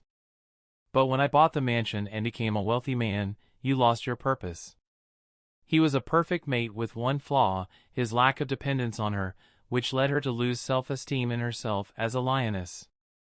Her depression was also deeply linked to her instincts. With her mate far away from her grasp, she lacked motivation to do anything and ended up lounging around all day. When confronted by Apache, she even tried to prove her worth by hunting Grimmjow and his group for him. Alas, it wasn't enough to cure her confidence issues. A look of dawning realization spread across her face, as though she were piecing together a complex puzzle. The weight of this revelation settled over her. Motherf. I'm useless in your pride. Gently taking her hand, he brought it to his lips and tenderly kissed her knuckles. That would be the case if we were beasts living in a forest. Don't forget that we're Arankars, hybrids of Shinigami and Hollow. We don't need to live by our animalistic instincts. She raised her eyebrows. You're saying I can be a good mate without hunting for you? Exactly. Aside from hunting, you can do so much more to be a good wife. She beamed a smile when he mentioned being a good wife. You glib-tongued pervert, you're suggesting sex. Clearing his throat as if to downplay her insinuation, he smiled. Sex is just one of those things. She giggled at his innocent gesture before moving to straddle his lap. All right, Skull. Let's give this thing a shot. Me, Snake, Apache, Harabel-sama, and you being part of a pride. He had changed her entire perspective on every male in the world, then got rid of the problem that made her fall into depression for months. He was the most reliable man in her eyes, with Harabel coming in second. What about Yoruichi? She won't be in the pride? Cough. Cough. A series of fake coughs pulled them out of their private world. There stood Yoruichi, leaning against the banister of the staircase above them, a smile stretching across her face. Mila Rose shot her an unamused look. Yoruichi, what will you say to my mate's proposal? Yoruichi shrugged with casual indifference. What I've always said. Family and mates aren't for me. The audacity, Mila Rose muttered and turned her attention back to Kazuya. What do you say about tying her up? Forget it, he leaned close to her ear. Is she still depressed? Kind of. I don't understand her sometimes. He shook his head, his expression turning contemplative. It's better you don't understand her circumstances. Healing her zanpakuto would be a piece of cake, but healing her heart would be tricky. Seizing the moment of his contemplation, Mila Rose leaned in to plant a soft kiss on his cheek. Kazuya, let's go on a date.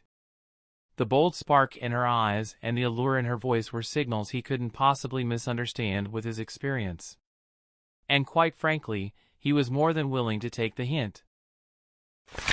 Chapter 146 to 147, Alter Ego. The next day, Kazuya stepped out of the bath, putting on a gray sweatshirt and cargo shorts, his go-to casual attire. Making his way to the breakfast table, he found Tyr looking captivating in her teacher attire, an outfit that somehow combined professionalism with her wild allure. Not even Nami could top the nurturing charm Tyr exuded. Morning, Tyr. As he took his seat, Tyr's hand gently covered his. I'll be back by the afternoon. After which I'm free. After a 3-month longing, the thought of spending uninterrupted time with him filled her with anticipation. She even contemplated taking a day off, but knowing Kazuya, he wouldn't appreciate her sacrificing her responsibilities for his sake. Mila Rose and Harabel back to back. Partner's luck is going insane. I wonder what tragedy's fate is cooking for us. Stop jinxing it. It was a jinx to counter-jinx every jinx. We haven't sparred together in a while, Kazuya suggested, giving Tyr's hand a reassuring squeeze. How about we head to Kasuke's underground chamber later? It'd be a challenge to leave Karakura town once he made love to Tyr. In addition, he had to focus on getting stuff done and work out his zanpakuto issues. Tyr's eyes gleamed at the idea. Just like the old days. Yup, just like the old days. As they shared a moment, lost in each other's eyes, Mila Rose cleared her throat and stood up, capturing the attention of everyone at the table. Attention, everyone. I have an announcement. You and husband fucked for hours yesterday, Sung-sun playfully interrupted, concealing an evil smirk behind her sleeves. We already know that, Rose. Their long disappearance yesterday, combined with Mila Rose's affectionate glances at Kazuya at the table, hinted at a new milestone in their relationship. Sung-sun couldn't be happier about Mila Rose accepting her feelings. Now, she won't have to see Mila Rose having depressive episodes again. Mila Rose's attention shifted to Tyr, who verified Sung-sun's statement with a gentle smile. Her shoulders drooped, her face a priceless blend of embarrassment and shame. Ugh, I was so looking forward to breaking the news to everyone. Sung-sun arched an eyebrow.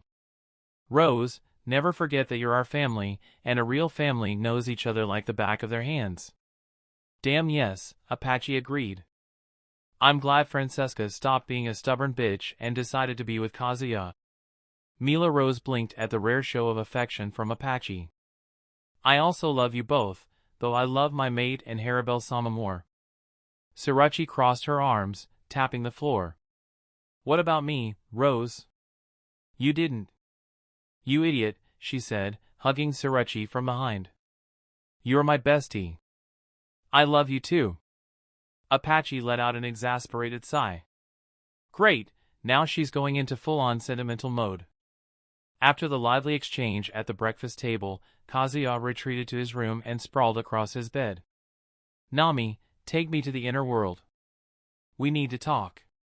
Sure, partner. In the blink of an eye, he went from the room to a tiny island, surrounded by an endless sea that stretched as far as the eye could see.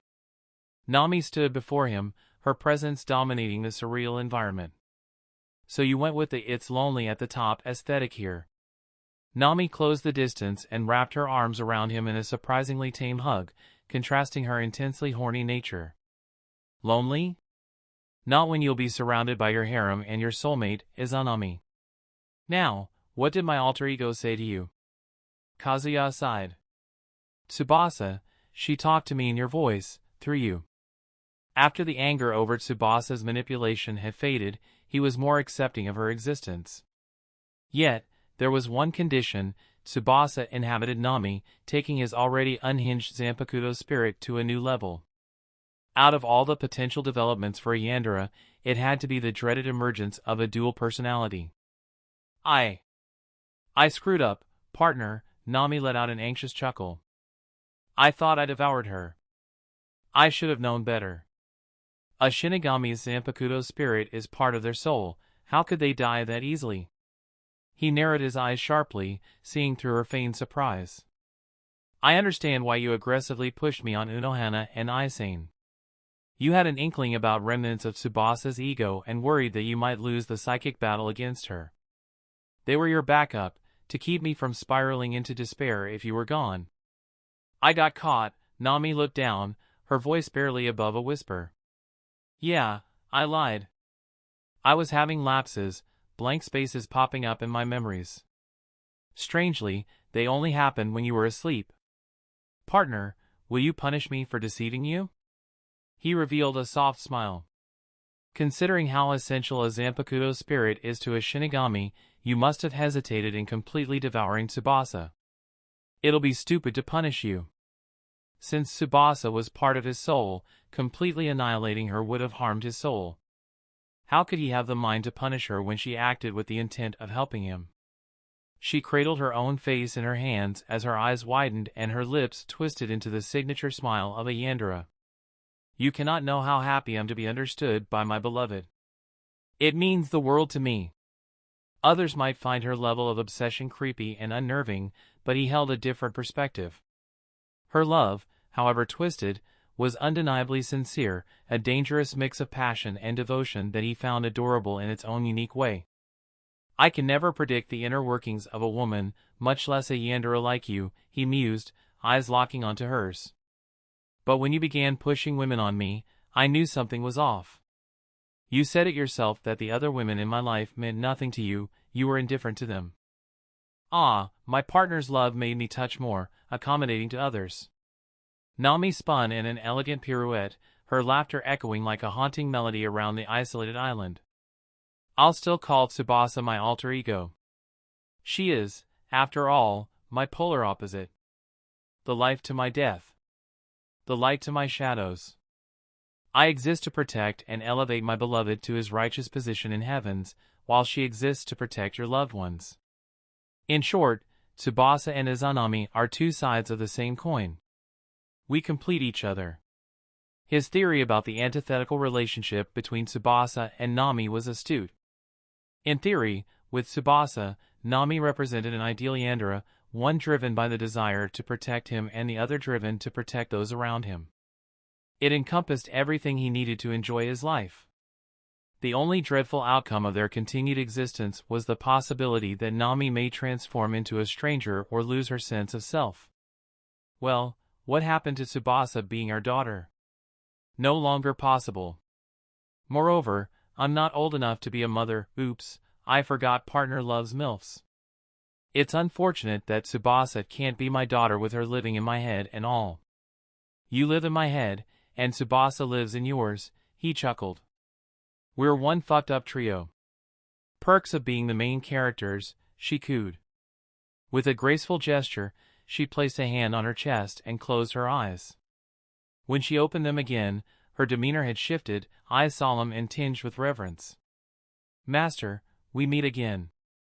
Tsubasa, you're one stubborn zanpakuto spirit to survive the wrath of a Yandere. Tsubasa's lips curled into a soft smile. That may be truer than you imagine. I almost died when Nami devoured me, but Nami was gracious enough to preserve my essence and merge her soul with it. My specialization in restoration allowed me to reconstruct my ego. It was made possible by staying close to you, physically and spiritually. I guess the saying about Shinigami and their zanpakuto spirit being inseparable is true. She kneeled on the ground and touched her head on the floor, performing a dejiza, a gesture used to show deference to a person of higher status or express deepest apologies. In Tsubasa's case, it was the latter. Master, I apologize for the harm I caused, and for my despicable actions against Izanami. I never intended to mock your strength during our battle. I was swept away by the fantasy that Master would get more motivated to grow strong and overcome me. His brows arched in surprise. You sound like one of those side villains whose real goal is to help the protagonist, so the protagonist can kill the main villain. They were my inspiration to fuel your growth. I never considered you would leave me to die in a battle against Izanami. She had taken her defeat into account, but not the possibility of a Shinigami abandoning his zanpakuto spirit. She severely underestimated his rage and his adoration for Nami. You're so weird, he said, shaking his head. Then again, you're just a reflection of my desires. It was a little stupid of me to let you die. So, we're even. She raised her head, surprise painted across her features. Thanks, Master. I swear I'll never act without your permission. You better, because I'd hate to see you die again. She happily nodded her head and rose to her feet. Her eyes fluttered close before she fell towards him. Instinctively, he reached out to catch her, supporting her weight as she transitioned back to Nami. Partner, I'm back. Nami's eyes twinkled as she looked at him. What did Tsubasa say? Before that, I have a question. Do you hate Tsubasa? Despite having an inkling about her feelings, he needed to hear it straight from her. I had nothing but hatred for her until I burned her soul with my flames, leaving just her essence. While she may lack maturity, her heart was in the right place, to assist you. How could I loathe someone aiming for the same goal as I do? So yes, I've forgiven her, even for trapping me like a caged bird. His eyes crinkled in a pleased smile. You were a bird when it happened. I was a phoenix. Get that right, partner. Yandere a bird. Watching her huff and puff about being called a bird, he gave her a brief rundown on Tsubasa's apology and her promise to Nami.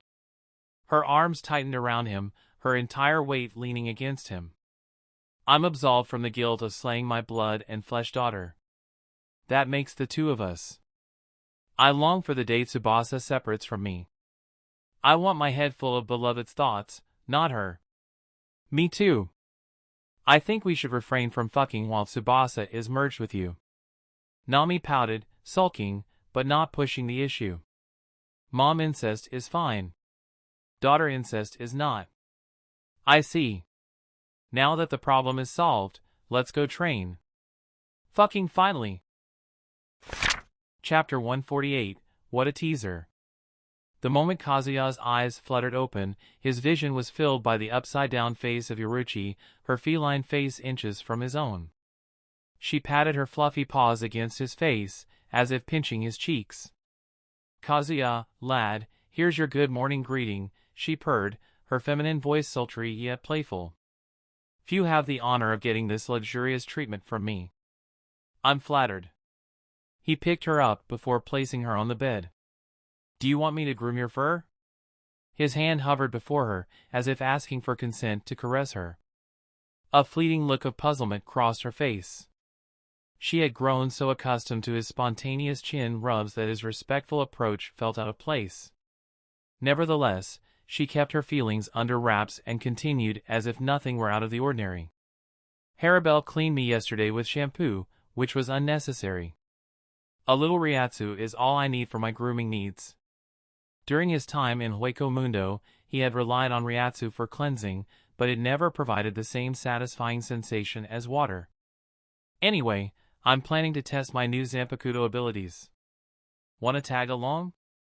Her golden eyes lit up, reflecting her excitement. Heck yeah!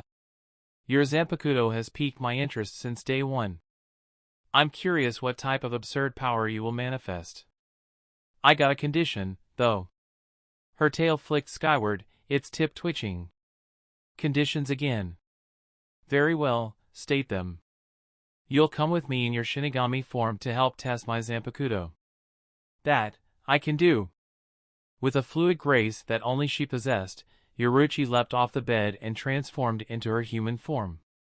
Retrieving an orange ribbon from his drawer, she quickly tied her violet locks into a ponytail. In one swift motion, she pivoted on her heel and bent down low onto her hands and feet, taking up a stretch that would test the limits of her flexibility and balance. Her legs were spread wide, the closest one stretching forward and the back one reaching back, her toe barely grazing the ground. Her hands, with fingers splayed, grounded her chest parallel to the floor. As she held her stance, every muscle in her body tensed powerfully, from the swell of her deltoids to the defined ridges of her calf muscles. Her athletic form was even more impressive than Sung-sun, despite the fact Yoruichi hadn't trained for almost a century. In her stretching position, her puffy vulva and tiny butthole were entirely exposed. But it didn't bother her as she felt no shame in being fully undressed before him. HNGH, it's so satisfying to do it every time I transform back. Beloved, we can't let her get away with it. In response to Nami's words, he shook his head, his brows furrowing. The more he indulged Yoruichi's playful teasing, the less she regarded him with any seriousness. When it came to someone like Yoruichi, the best approach was either overpowering them through brute force or dismissing their teasing without a reaction. He took the latter approach since he found the idea of forcing himself on women plain disgusting. Yoruichi shifted her weight, sending a ripple of muscle through her abdomen. As he had expected, she covertly glanced at him from the corner of her eyes, trying to assess his reaction. In the face of his indifference, a disappointed sigh escaped her, and she quickly got back up. The whole point of doing the nude stretches was to capture his interest and get some usual playful remarks. She failed miserably in her task. He's not upset with me, then it means.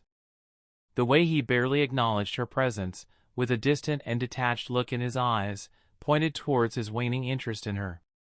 His indifference was entirely justified, as she had witnessed him charm many stunning women that she felt uncertain about holding his gaze with her body. Well, it's better this way. I'm not cut out for this shit. Despite her efforts to reassure herself, she couldn't shake the conflicting emotions of pride and melancholy that swelled in her chest. She approached Kazuya's closet, her hand gripping the doorknob before she swung it open. You have a closet full of clothes when you don't even live here. Sung-sun arranged everything. She is a bit of a fashion deviant. She is fulfilling the duties of a good housewife, Yoruichi muttered and slammed the closet shut. None of them will fit me. You can ask Sung-sun. You both are of the same height, give or take a few centimeters. I guess I have no other choice.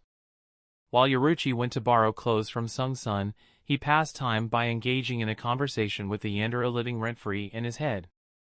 He weighed the pros and cons of training in Uruhara's basement and Vizart's base with Nami. The thought of exposing his zanpakuto to Kasuke unsettled him. He knew the mischievous scientist would brainstorm ideas to neutralize his shield in his pastime. Yet you asked Yoruichi to test your zanpakuto. She won't reveal it if I ask her. Despite being a lazy cat, her most admirable quality was her loyalty. That's true. Then the Vizard base is our best bet. I'll ask Lisa to send everyone out. She won't say no to her future husband. Just promise her a stack of new erotica to make her agree. I'll write her the erotica about the Hollow Prince and an exiled Shinigami vice captain. The similarities between us and your characters are just a coincidence, right? Right? Right? My work may take inspiration from the real world, but everything will be fiction. He rang Lisa's contact on the landline, the static reminding him that he held what would be considered a relic in his timeline. She willingly complied with his request, not asking for anything in return. With the sacrifice he was making for the Soul Society in mind, she must have perceived this as an opportunity to give back in some way. Yoruichi returned not long after and knocked on the door. "Let's go, Kazuya. I'm ready." As the door opened, Yoruichi came into view. She was standing with one knee on the floor, her hand raised in a mock salute. The sight of her took him aback. She wore a red military uniform complete with golden tassels and accents and white trousers tucked into black knee-high boots. He immediately recognized the look as being inspired by 19th-century British redcoats. She leaned in and reached out her hand, imitating the classic act of requesting a lady's hand to bring it to her lips for a kiss. "Let us depart, my prince." Soifan would have suffered a nosebleed and then fainted from happiness just by glimpsing at her beloved Yoruichi in this attire. Yoruichi exuded such strong authority and confidence that most women would find her tempting. Only God knew what it would do to the fanatic Soifan. He smiled and placed his hand on hers. "I feel like a princess, though." She chuckled and rose to her feet, still holding his hand. "How do you like my new outfit?" "I thought it looked sick." Just like her nudity, her old-fashioned attire was just a ploy to get a reaction out of Kazuya. Given his smile and the admiration in his eyes, she had succeeded splendidly in her goal. His reaction gave her a new perspective on things he liked. He likes being spoiled. Kazuya nodded his head. "It looks regal, but why is my wife keeping it in her wardrobe? Sun-Sun's fashion sense is unrivaled. Being a horny pervert, she must have realized the potential of cosplaying to please you. Such a sweet little minx." "Hell if I know." Yoruichi grinned and led him down the stairs by his hand. "Follow me, my prince. I'll escort you safely." Chapter 149, Cleanse. Lisa Yadamaru, a maid whose snarky demeanor opposed her subservient title, folded her arms over her chest. Her eyes flickered with a mischievous glint as they landed on Kazuya and Yoruichi, the latter adorned in a crisply red military uniform.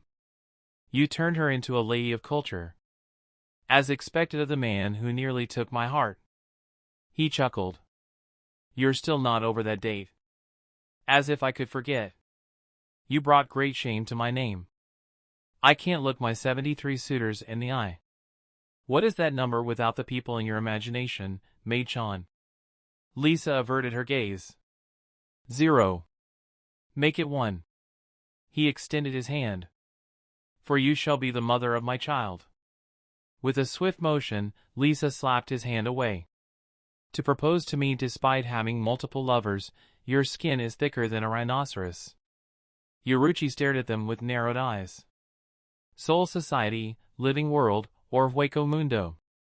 Is there a place where I can't find your admirers?" "There is one. The Soul King Palace. The cuddly and cheerful chef Kiryu Hikifune or the regal yet playful weaver Senjimaru Shadera. Pick your poison, partner. We'll think about that if I survive my first meeting with the Royal Guards." Given that the Royal Guards had the unenviable job of guarding the lifeless husk of a god, they were more than likely well versed in the intricacies of Soul King's essence. Which, unfortunately, meant that they could see right through Kazuya's peculiar origins. And Ichibai, the most ancient of the Royal Guards, would most certainly discern his true nature. Even though Kazuya was a formidable force in the current timeline, facing the Royal Guards would be a fool's errand. His best chance lay in mastering his zanpakuto shield, working towards achieving the Bankai release. Additionally, there was the untapped potential of his complete resurrection, a form made accessible ever since Nami's ascension to Vasto Lord status. Thankfully, Ichibai's motto was to never interfere with the events of the Soul Society, so he wouldn't be meeting the Royal Guards anytime soon. There is a possibility Otsu knows about me through his zanpakuto sense. I know. He's probably baffled about your existence. Snapping back to the present, he found Yoruichi and Lisa staring at him, their eyes riddled with confusion. Yoruichi touched his shoulder gently. Limit monologues with your zanpakuto when you're in the middle of something. You look like a goofball with those unfocused eyes. The frequency of such conversations will wane as your bond deepens.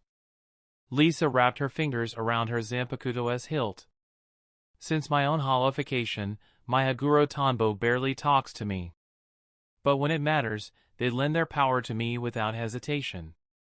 Kazuya held back the retort that danced at the tip of his tongue.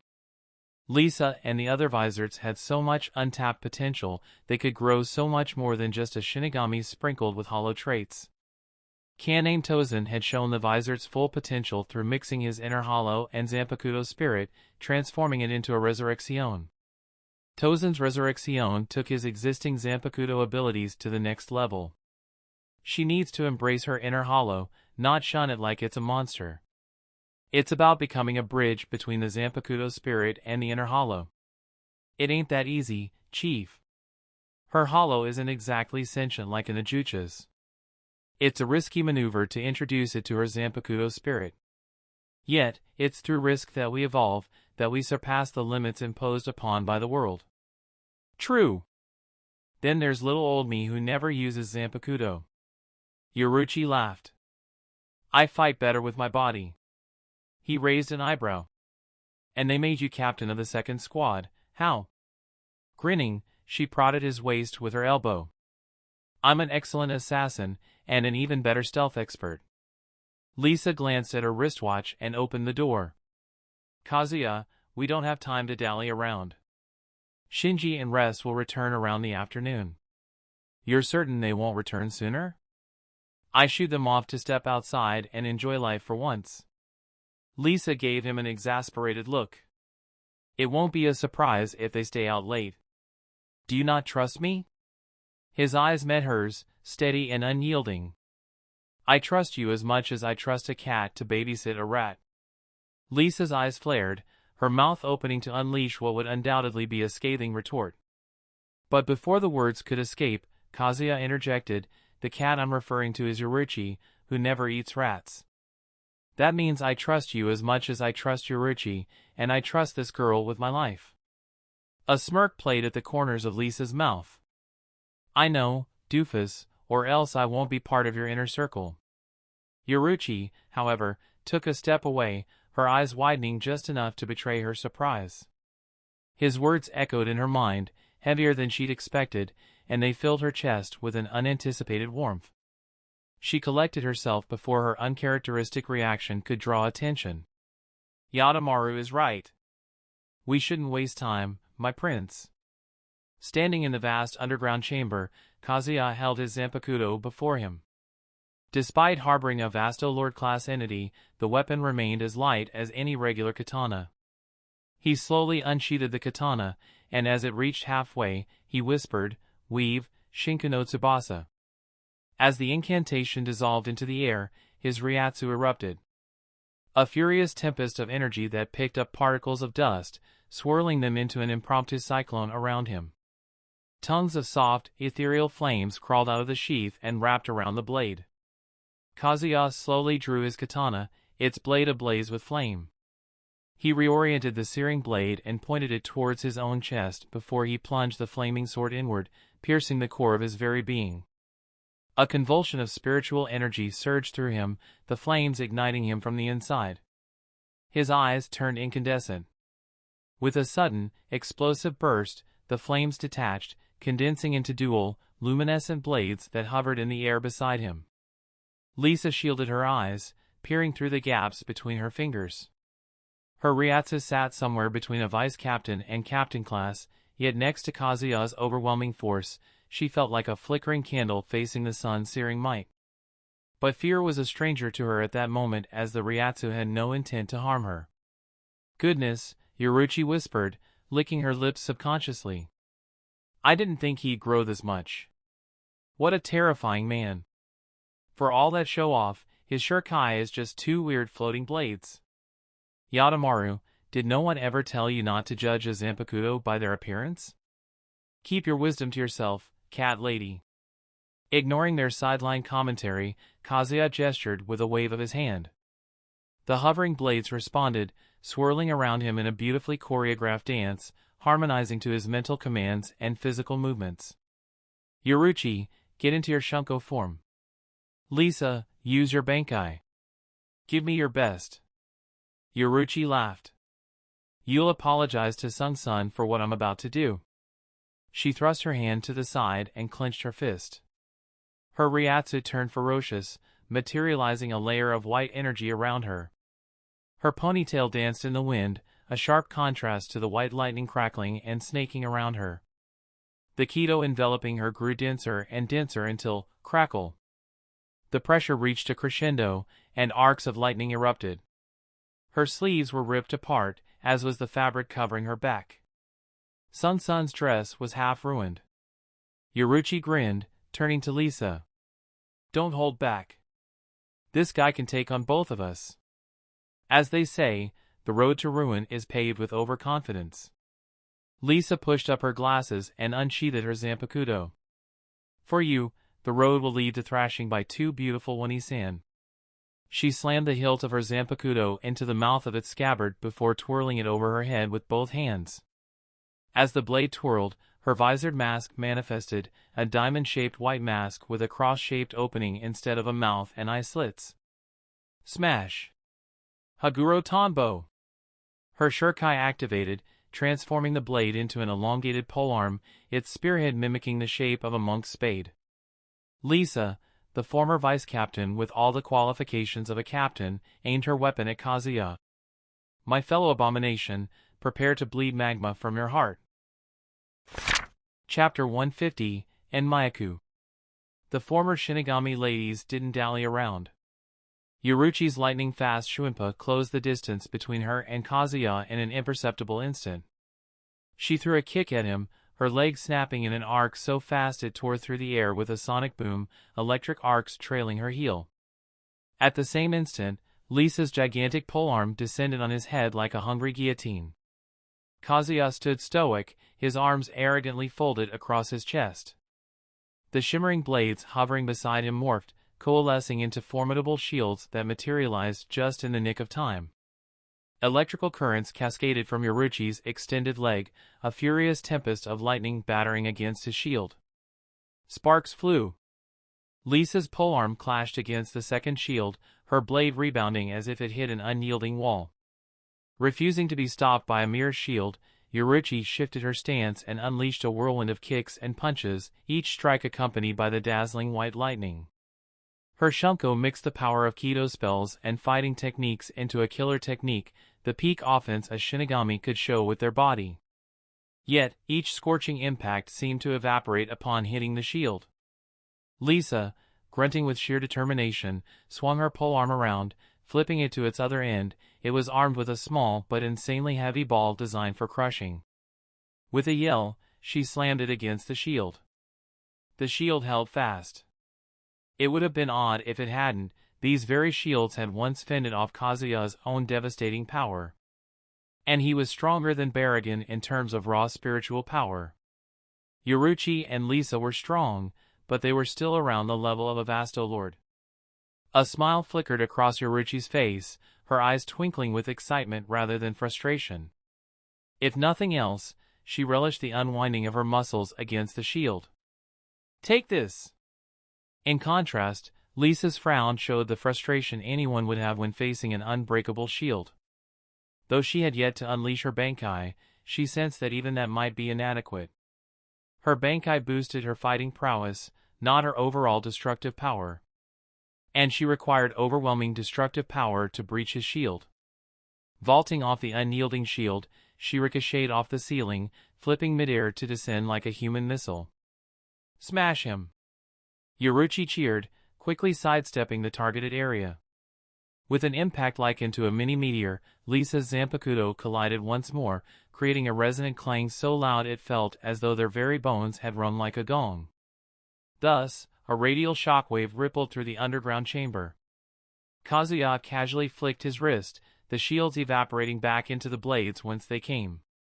"Geez, you went all out, huh?" Lisa, panting heavily, shot him an icy glare through the gaps of her dissipating hollow mask.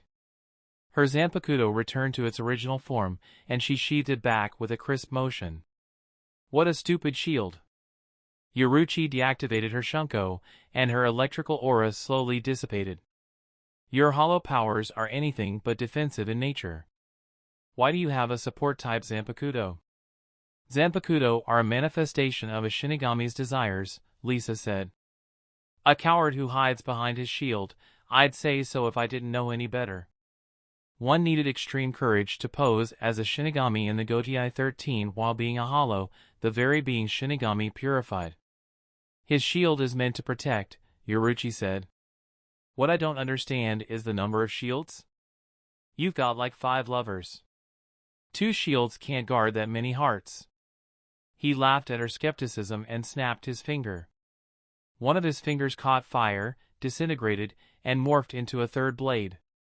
These energy swords are a big part of our existence. We have to name them appropriately. Hano no Damayaku, Flame Artery, let's shorten it to Inmayaku. Yoruichi looked intrigued. Sacrificing your body, that's smart. Messed up, but smart. Lisa adjusted her glasses with keen wisdom. True love is selfless. One must be prepared to sacrifice everything. In this case, your own body. If by my life or death I can protect someone, I will, he whispered a quote from The Lord of the Rings, which resonated nicely with the theme of his zanpakuto. The more I want to protect, the bigger price I'll have to pay. The Inmayaku travels so fast it may as well be Sonido. One of them can protect multiple people if attacks come at different intervals. The true value of my shurikai is in my mastery over the timings and my decision-making. As he focused, one Inmayaku dissolved and returned to his finger. In essence, the shurikai temporarily transformed his entire body from the inside out, letting him convert parts of his bodies to form Inmayaku, which could then be converted into shields or muskets. It's so limited. That's just Shinigami's zanpakuto in general. Every zanpakuto was powerful but limited in the way their abilities worked. The Resurrection acted oppositely as they merged with their host, allowing them to fully control its power. The Resurrection had one limitation: they lacked the potential to grow alongside their host in the same way as zanpakuto. None of the rules applied to him with the existence of Tsubasa and Nami. As he reached out, the Inmayakus flew into his hands. He looked at Lisa, the visored who could sidestep the rule imposed upon typical Shinigami. Mei-chan, pay close attention to what I'm about to do. With a flick of his wrist, Kazuya combined the Inmayakus into a single, larger blade, plunging it deep into the center of his chest. The flames coursed beneath his skin, threading through his very being before converging into the sword. The blade expanded, its length almost rivaling that of Lisa's shurikai. Nami, start your engine. As you wish, partner. The color of the flame morphed, now radiating a dark, malevolent carmine that seemed to channel Nami's intrinsic violence. The energy flooded his senses, saturating his mind with the sheer fervor of destruction. He would have lost his mind if he lacked a strong willpower. This much was made clear as he merged with her flames. Let the chaos flow through you. It's no surprise you're violent all the time. In the same process as Tsubasa's shurikai, the flames detached and morphed into 2 separate Inmayakus. These, however, bore the menacing carmine hue. Lisa crossed her arms, a sharp look in her eyes. It's disturbing watching a friend commit you-know-what. Yoruichi chuckled. Those blades look a little different. If I had to guess, they have offensive powers now. Exactly, he said, as the Inmayakus whirled around him, finally settling into his hands as curved daggers. Each hilt was set with a crimson gem, pulsating softly. Wow, they look weak. In an act of defiant response, tongues of flame erupted from each dagger, searing the ground. The momentarily contact evaporated left 2 long nashes on the ground, each deeper than a meter. The only counter to my flames is, dodge, or offset them with Ryatsu of higher level. He didn't expect any less from Nami. In a fight where people can use high-level movement techniques, it will be hard to consistently land hits given the dagger's range. Yoruichi blinked at the destruction of his flames. Your zanpakuto has so much potential. The only downside is the long time to switch forms. Lisa walked back until she was over 100 meters away from him. Is this what you wanted me to see? He laughed at her cautious, unwilling to get burned attitude. Do you know how I changed my zanpakuto? Merging it with a different flame?